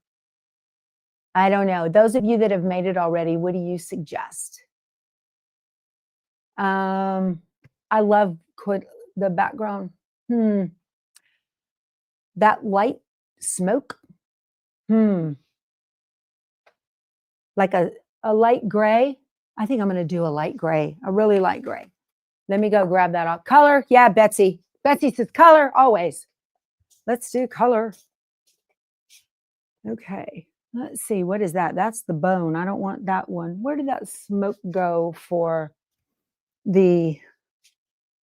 I'm using that smoke for Sweetheart Street, y'all. And I think that that color would be perfect. Or, oh, here, what's this? Light gray. That'll work. That'll be pretty. Yep. Oh, nice. So Lauren says, my background is, oh, sorry. Color, gotcha. Light gray paisley, and you're using a pale pink and red for the quilting. Very pretty. Yeah, that'll be really nice.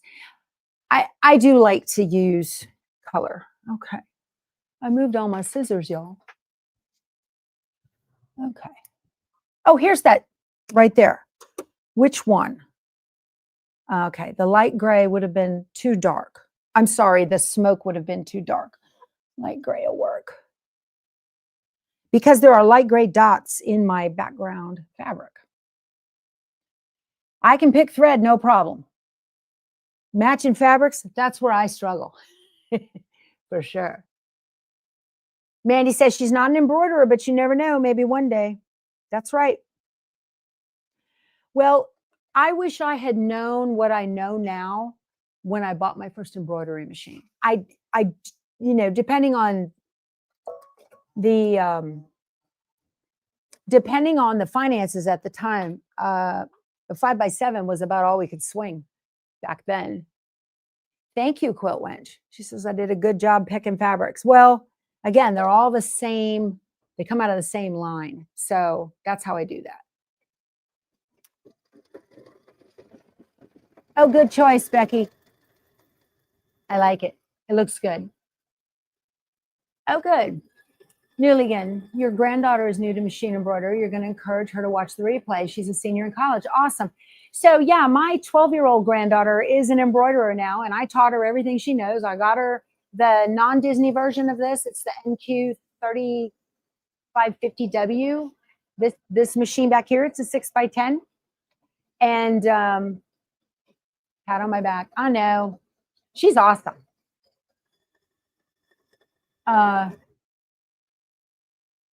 she loves the instantaneous gratification you get from this kind of thing. I like that color very much. That's pretty. So you're waffling. You like embroidery, but love quilt piecing too. Sophie's, get a combo machine. Okay. You probably have machines you love to sew on, right, for your quilting. But and I would say if you're brand new to it, I do not recommend getting anything smaller than a 6x10 hoop.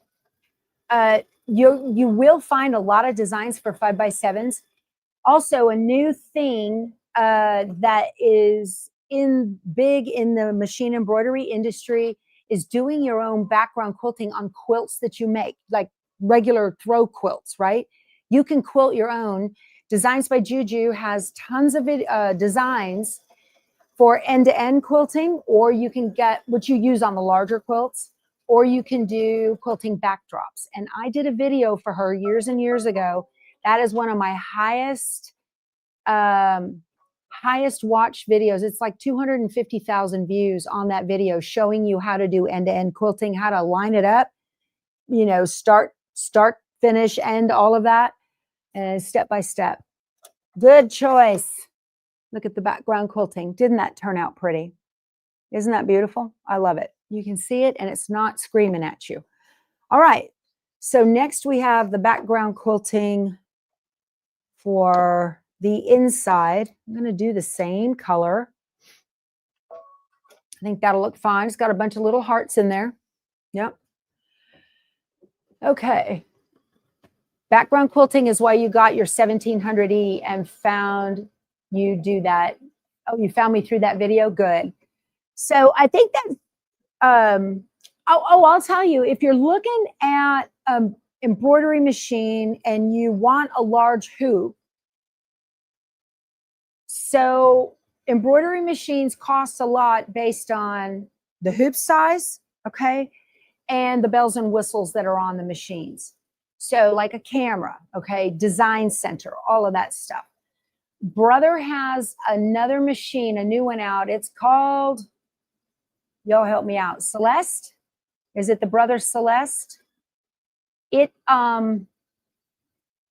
a large, like a 9x14 hoop, I believe, but it doesn't have all the bells and whistles. So you're going to get that big hoop so you can do your own quilting on your quilts. I'm pretty sure, yes, Georgette says yes, it's the Celeste. 6,000 maybe or so is, yeah, the Celeste, Betsy. Okay. You did a twin size quilt on your embroidery machine with that background quilting, Vicki. Yep, you watched that video. So you would use Designs by Juju's backdrops if you're doing smaller projects, like you're, you know, you've got something that you're putting together for a little quilt. Maybe it's a placemat. Okay. That's perfect to do backdrop quilting in that. Oh, that's so pretty. That's so pretty. I just love it when it's pretty. Okay. Look how pretty that turned out. Oh my goodness. You bought a combo machine, but now you mostly use it for embroidery and bought a straight stitch for piecing. Best decision you have made. You are my stitching sister because that's exactly what I did. Yes, I love that straight stitch machine for piecing. These machines are good. They'll do fine for quilt piecing. This machine, these kind of machines that are combos are actually designed for garments. If you look at all of the videos of what they use them for, they're really designed for garments, sewing, okay? You would love it if I could do a tutorial on quilting with edge to edge and or clear blue tiles. Marguerite, I have that for you on my channel. I've already done I've already done a video for both of those. So you can go into the YouTube search and type power tools with thread clear blue tiles, and that will come up. It's about 4 years old. And then again, go to Designs by Juju's website, okay, and look at her end-to-end, edge-to-edge quilting. Click on that, go into product information. There's a plus sign, you tap it, it opens up, and my video is down in there. But you can do, look up power tools with thread, edge-to-edge quilting, whatever, it'll come up. So yeah, that actually is a two-parter, okay? I have the original one to tell you how to do edge-to-edge quilting in your embroidery machine, and part 2 are for big quilts, how to keep that alignment working right with big quilts, because things have a tendency to wave around when you're not looking. All right, so now I need the placement line for the first heart. So I just want to make sure that I do these right, okay? So to mix them up properly. So the first heart, let's see, is the one on the top. I'm just going to leave the same thread in there for a placement line and a tack down. It doesn't matter because it will be stitched over with a heavy satin stitch. You're welcome, Marguerite. Yeah, look for those. You need to quilt the big one. Yeah, that's a part 2.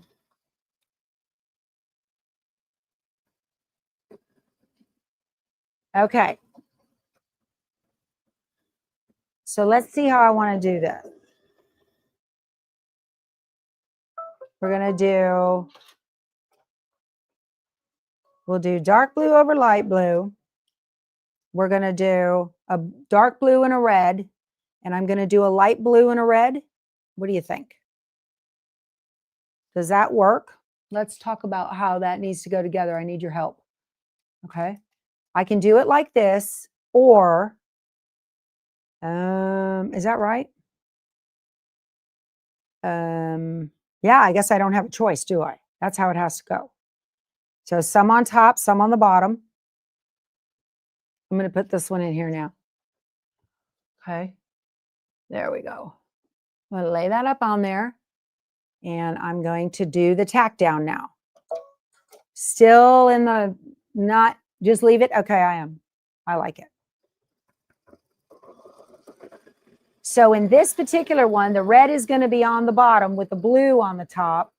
And in this one, the blue will be on the bottom with the baby blue on top. And then this one needs to have the baby blue on the bottom with the red on top. Perfect. That works. Okay. So you got to kind of figure that out, right? All right. And again, put this up, put my hand on it, slide the hoop out. Okay. Always put your hand on it anytime you are doing any of that. Okay. When you trim, if you are right-handed, using right-handed scissors, you want to trim clockwise so the lower blade of the scissor is right next to the stitch line. If you are left-handed, using left-handed scissors, you want to trim counterclockwise so that the lower blade of the scissor is right next to the stitch line.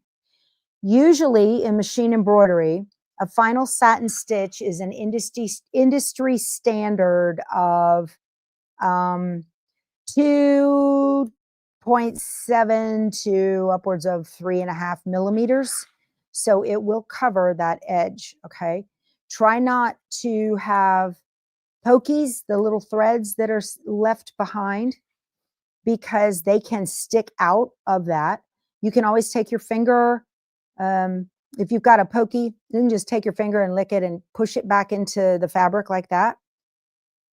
It's very difficult to trim those after the satin stitch if you have them, like that one, because you might trim your satin stitching, and you don't want to do that. So this is all you have left after that. That's a good size there. Okay. All right. So let's put this back into the machine. All right. I'm going to put my hand on here, slide this in, and put the button down. A lot of times it'll tell you, your light won't turn green, and you'll be like, what's wrong? You didn't put the button down. I do that all the time. All right. Oh, it's going to do the final red stitching, so I need to do a thread color change. Okay. You're a lefty using right-handed scissors? Yeah, so just whatever blade, you want that lower blade of the scissor closest going the direction. You'll get less fuzz that way and a closer trim. I need the red. Okay. Ooh, I hope I have enough. This is wildflower. I better, I'm going to order a cone of this because I use this a lot. I just went through a lot of it at Christmas, you know. Yeah, I used it on that January mini quilt by Designs by Juju. So if you're new and you have not yet seen it, I do a Monday through Friday live stream at 8 a.m. Central. It's called the Situation Room, and replays are available for that. But that's, we do embroidery projects in the morning, and sometimes I get a hair and decide I want to do a quilt. Okay, so now it's time. It's telling me this is a 4-minute stitch right here. Okay.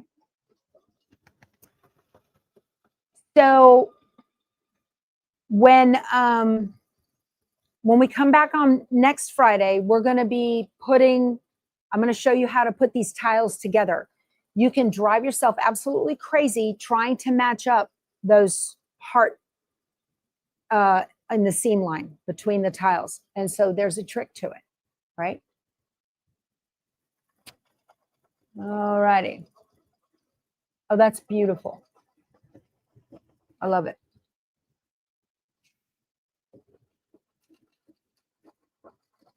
Very pretty.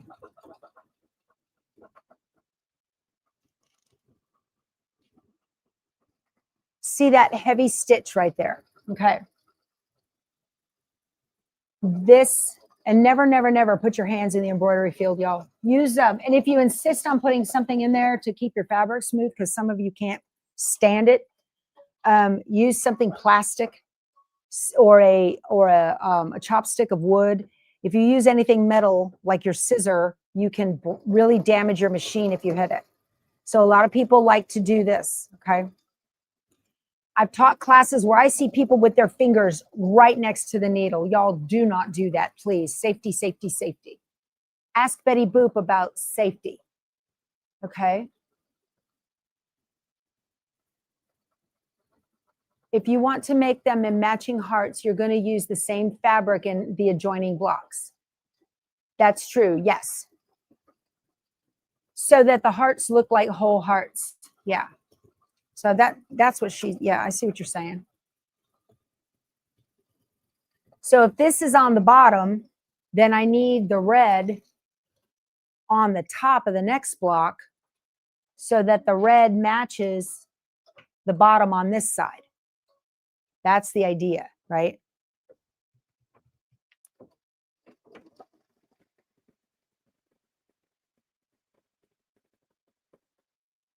I'm going to have to chew on that. Betty Boop, you're not an idiot. We don't like to, call ourselves names here, but you know better. She just put her finger, she had to go to the hospital. She put her finger under the needle on her 10 needle. Those things move so fast, you won't even see it coming. Bam! Gotcha. Yep, she did it. Elizabeth, you are welcome. She says, thank you for doing this and all the terrific information. Yeah, Jason's a big help, isn't he? I mean, I say stuff because I've been doing this, but he's in the industry. He knows. I didn't know that they pull off. So if you just walked in, we were talking about getting cheaper threads, no name brand on Amazon or wherever, okay? He said what they do, whatever manufacturer, okay? If you bought this color number from Glide, you are guaranteed that every spool you buy of this color number is going to match exactly, okay? But what they do when they get it all ready to go on spools, before they spool it, they run off about a mile of thread at the beginning and a mile of thread at the end, because I just found this fascinating. I love to know how stuff works, right? Because of the dye. All thread starts as white, and depending on how dense it is on the dye, he said Christmas red is the thickest, it changes the thickness of the thread, okay? So you'll get different color variations depending on how, so they'll run a mile of thread and then sell that to a no-name brand until they get to the correct thickness that is standard for this color. Once they get to that thickness, they go to the end of it. And if you get the end of the spool, you're probably going to get a good quality thread, but you don't know that.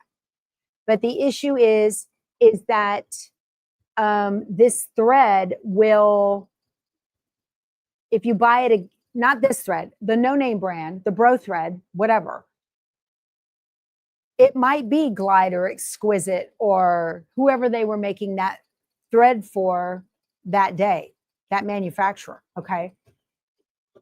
It might be that, but you're not guaranteed to buy the same color over and over. And that could be an issue. State the names of the recommended thread brands again. Okay, Kathy. Top of the line thread brands. You should be spending $5 to $6 a spool unless it's on sale. $5 to $6 a spool is about right, okay? This size. You should be spending upwards of $10 for the cones. 10 or maybe more, 12. Usually you're getting a good brand thread. So Exquisite by Designs and Machine Embroidery, that is on sale right now at OESD. OESD is Oklahoma Embroidery Supply and Design, and they just purchased Dime. Eileen Roche retired and sold the company to OESD. But you can go to OESD's website. I have a link to it below in the description box. Click that. They've got that Exquisite on sale for $3.99 a spool. That's a deal. Okay. I sewed with Exquisite and Isacord for years and years and years. I just recently switched to Glide because I gave all my Isacord and all my extra stuff to my granddaughter. Okay. I took a hit, right, to spend, and I got every color of Glide. So I could give my granddaughter all the thread she needs. But you can use Robeson Anton. You can use Floriani. You can use Sulky. You can use, what's the one that starts with a G? I can't remember. Anyway, yeah, kind of like mill ends. You're absolutely right, Deb. That's absolutely right. Oh, that turned out beautiful. Let's take a look. That turned out beautiful. No pokies. Okay. Just gorgeous. Love it. So now it's going to do the placement line for the top part. I do not want to use my red thread for that because I'm running low until I get I'm going to order a cone of it. How often does Glide come out with new colors? I don't know, Bernadette. I recommend buying Glide you can get it at like my girlfriend's quilt shop for, they will have little totes of it for projects. So then you're going to get, 10 spools or whatever. And those are usually a deal. Let me see. Okay. And placement line for the navy blue heart. My iPad is the Surface Pro. I have both. This Surface Pro actually used to be on my old Grace long arm. I didn't want to get off of it, didn't want to get rid of it. So yeah, I have an iPad too. I'm not as savvy with that. I'm more savvy with the Windows pad. Okay. Yes, Betty Boop. She threaded her finger with her 10 needle. All right. So you see how pretty that turned out? And I don't have SF101 on the back. Okay. Let me put this navy blue on here. You can tape this down if you want. Machine embroidery tape. It's a paper tape we recommend. It's made by 3M and you can get 12 rolls of it for less than like $10 on Amazon. I have a link to, I linked to that in my Amazon store as well.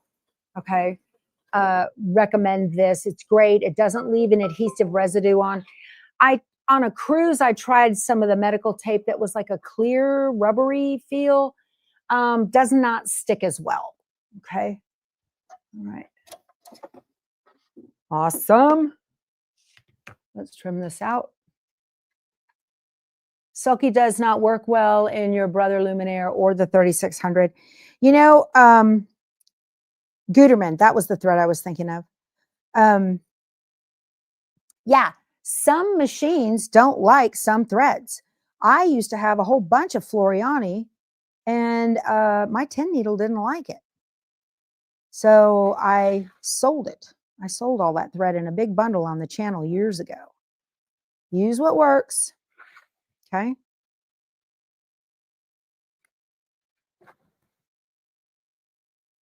Now, I do trim counterclockwise when I'm doing raw edge applique, like on glitter vinyl or leather, something like that.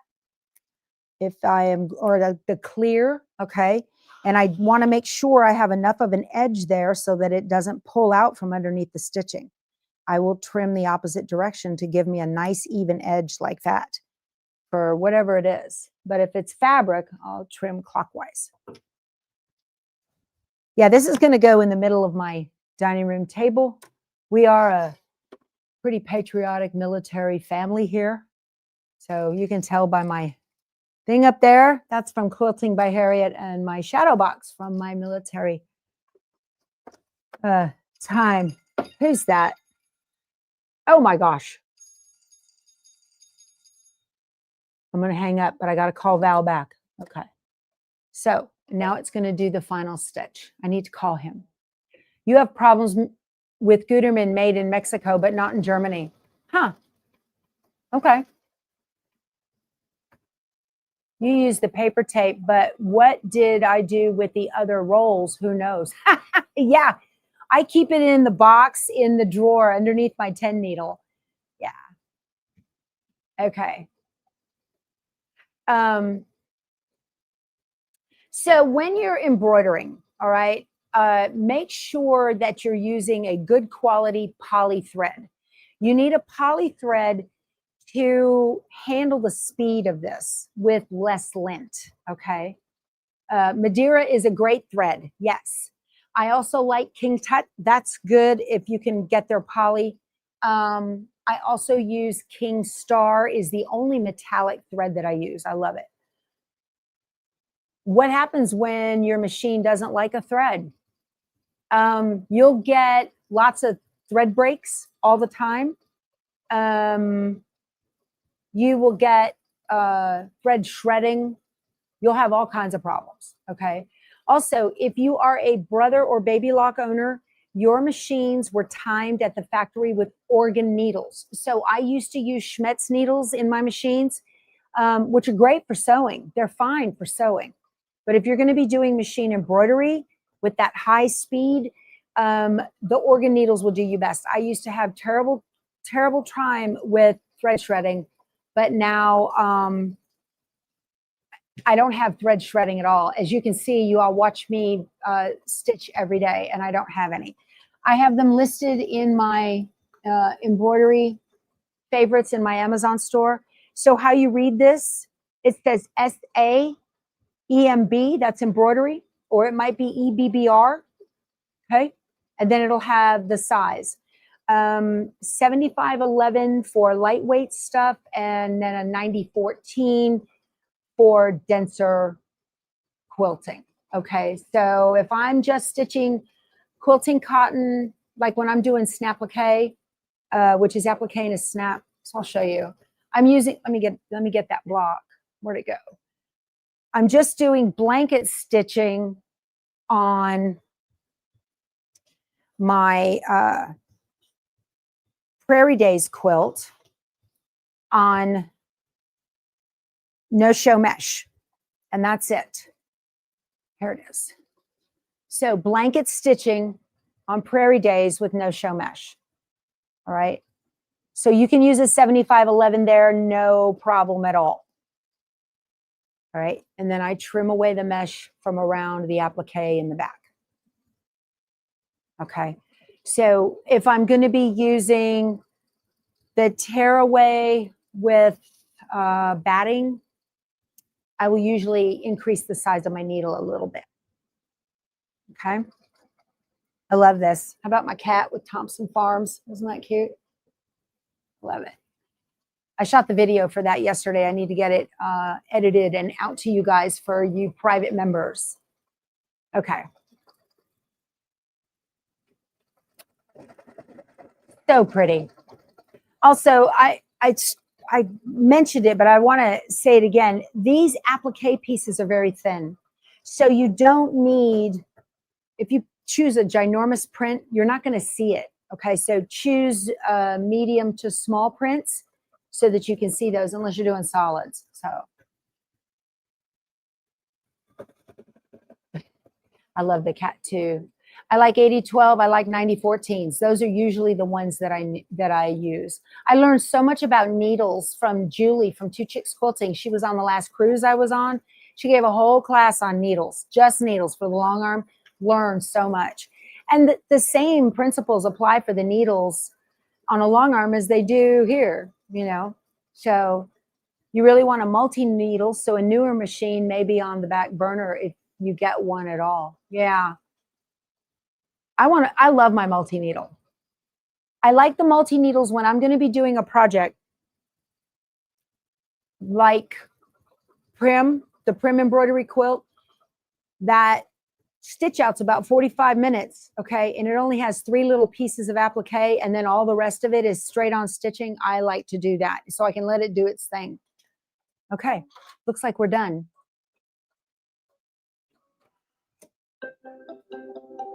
All right, so we are all finished. There we go. Oh, I made a mistake, y'all. It says, do not trim this piece of this fabric out here or out here. Don't trim that, okay? Leave that red on, you know, leave it sticking out here and out here. I shouldn't have trimmed those. The reason being is that you do not want this showing or coming loose in the seam allowance. It's not going to the way I sew them together, but you're supposed to leave, like, because you're going to cut a 1/2 inch seam allowance all the way around. I was supposed to leave that there. I know it said it in the instructions. Okay, so to pop it out, you can just pop the hoop like this, okay? All right. Now, if you were trimming away, the proper way to trim away, I'm going to trim it away using a ruler, but how do you become a private member? Sandra, right next to where it says subscribe, there's a join button, and that join button, it's 99 cents a month for 1 pre-recorded video, no chat distractions. I did read the instructions first. That's how I know I made a mistake. It's fine. It's fine. I'm going to be stitching. You can tell. I'm not cutting this away. I will leave this as a 1/2 inch, but you can see that outer stitch line. I'm going to stitch just inside of that. And the color actually sticks outside of it just a little, so it'll be fine. If you're ever trimming a garment, okay, you want to hold the stabilizer and let your project drop away from you, okay, away from the scissor. And then you use these duck bills to trim and make sure that the project is flopped down. And this is going to prevent you from cutting into your project. That is the proper way. You don't want to do it like this, up under here. Have the project drop down, and you'll always get a nice, clean cut, okay? Without cutting your project. That's what you use duck bills for. That is their purpose in life. I see a lot of instructions where people trim away batting with these. To me, that's hard because it doesn't have the right curvature. Okay. So what I'm going to do, though, is trimmer by George this and show you. You guys, let's not bash any thread on here, okay? I can't have that on my channel. I know you have your personal preferences. Let's talk about what we like, not about what we don't like. Okay. So your trimmer by George is a very cool tool. You don't have to have them. It wants you to take a ruler and cut away a 1/2 inch right by the edge, okay? So with the trimmer by George, what you do with that is you can leave your batting, and your stabilizer, of course, is on there, right? What you do is you fold back your pretty fabric, and then the trimmer by George has a metal lip on it. See that? 1/4 inch metal lip. You do need if you use this kind of rotary cutter, you need a 60 millimeter for that, the bigger one. Okay, the reason is that the button hits on this. So you take this and you run the metal edge of it right up next to your stitching. I made a mess when I cut freehand, and fold it over. And this protects your fabric. Okay. So normally I would have batting sticking out here as well. Oh, wrong one. And just slice it up like that. And you're going to get a really pretty clean cut, and then drop it back over. And it has a line on it for a 1/2 inch seam allowance.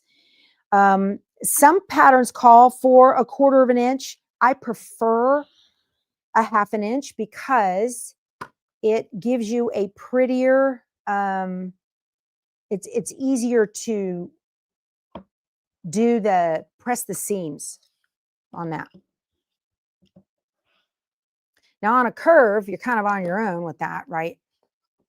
So I have my 1/2 inch right here pretty much. It does not matter if your seam allowances don't match. That's another cool thing about embroidery that's different, okay? Now on this one, I'm gonna just kind of follow the leader here around the edge. All right. To get a pretty seam allowance on this, you can eyeball it and trim it if you want. Here, take a look. So look how pretty that edge is right there. That's from the Trimmer by George. Just beautiful. Nice, pretty straight edge. Okay. That's how that's supposed to look. So you can use, if you have a curved ruler, you can curve around the edge if you want. You can leave it like that and trim it when you're done. I mean, there's a whole bunch of different ways you can do this. I'm just going to eyeball it. Again, your seam allowances do not have to match on your pieces. It does not matter. So there we go. One wedge done. Okay. All right. Yeah, that 1/4 inch is not much to work with. When I make these kinds of projects, which is all the time, I use a seam roll and an iron to no steam because I did not shrink down the SF-101, okay? But I use an iron and on a seam roll and a clapper, and that will give you a beautiful pressed seam. That's how it'll come out so nice. Okay, you guys, 2 hours and 12 minutes. Wow. But I really want to thank you for joining me. Please hit the like button, hit that thumbs up. That's so important for the channel. And I hope you come back next Friday, 10 a.m. Central, and we will finish this. This gives you a week to practice putting your, getting your wedges stitched out. And we're going to have a great time and get this thing all done before Valentine's Day, for those of you that are making it for Valentine's Day. All right. Will I do a class for the 10 needle? I have some beginner embroidery classes for the 10 needle that are already on my channel. Basic embroidery with the 10 needle. Yeah. I can do one. I can do a wedge on the, I'd have to see. Yeah. For this, we're just, because a lot of you do have multi-needles. All right. You are welcome. All right, you guys. I will see you soon. I hope to see you tomorrow morning in the Situation Room. And you guys go sew something, okay? Bye.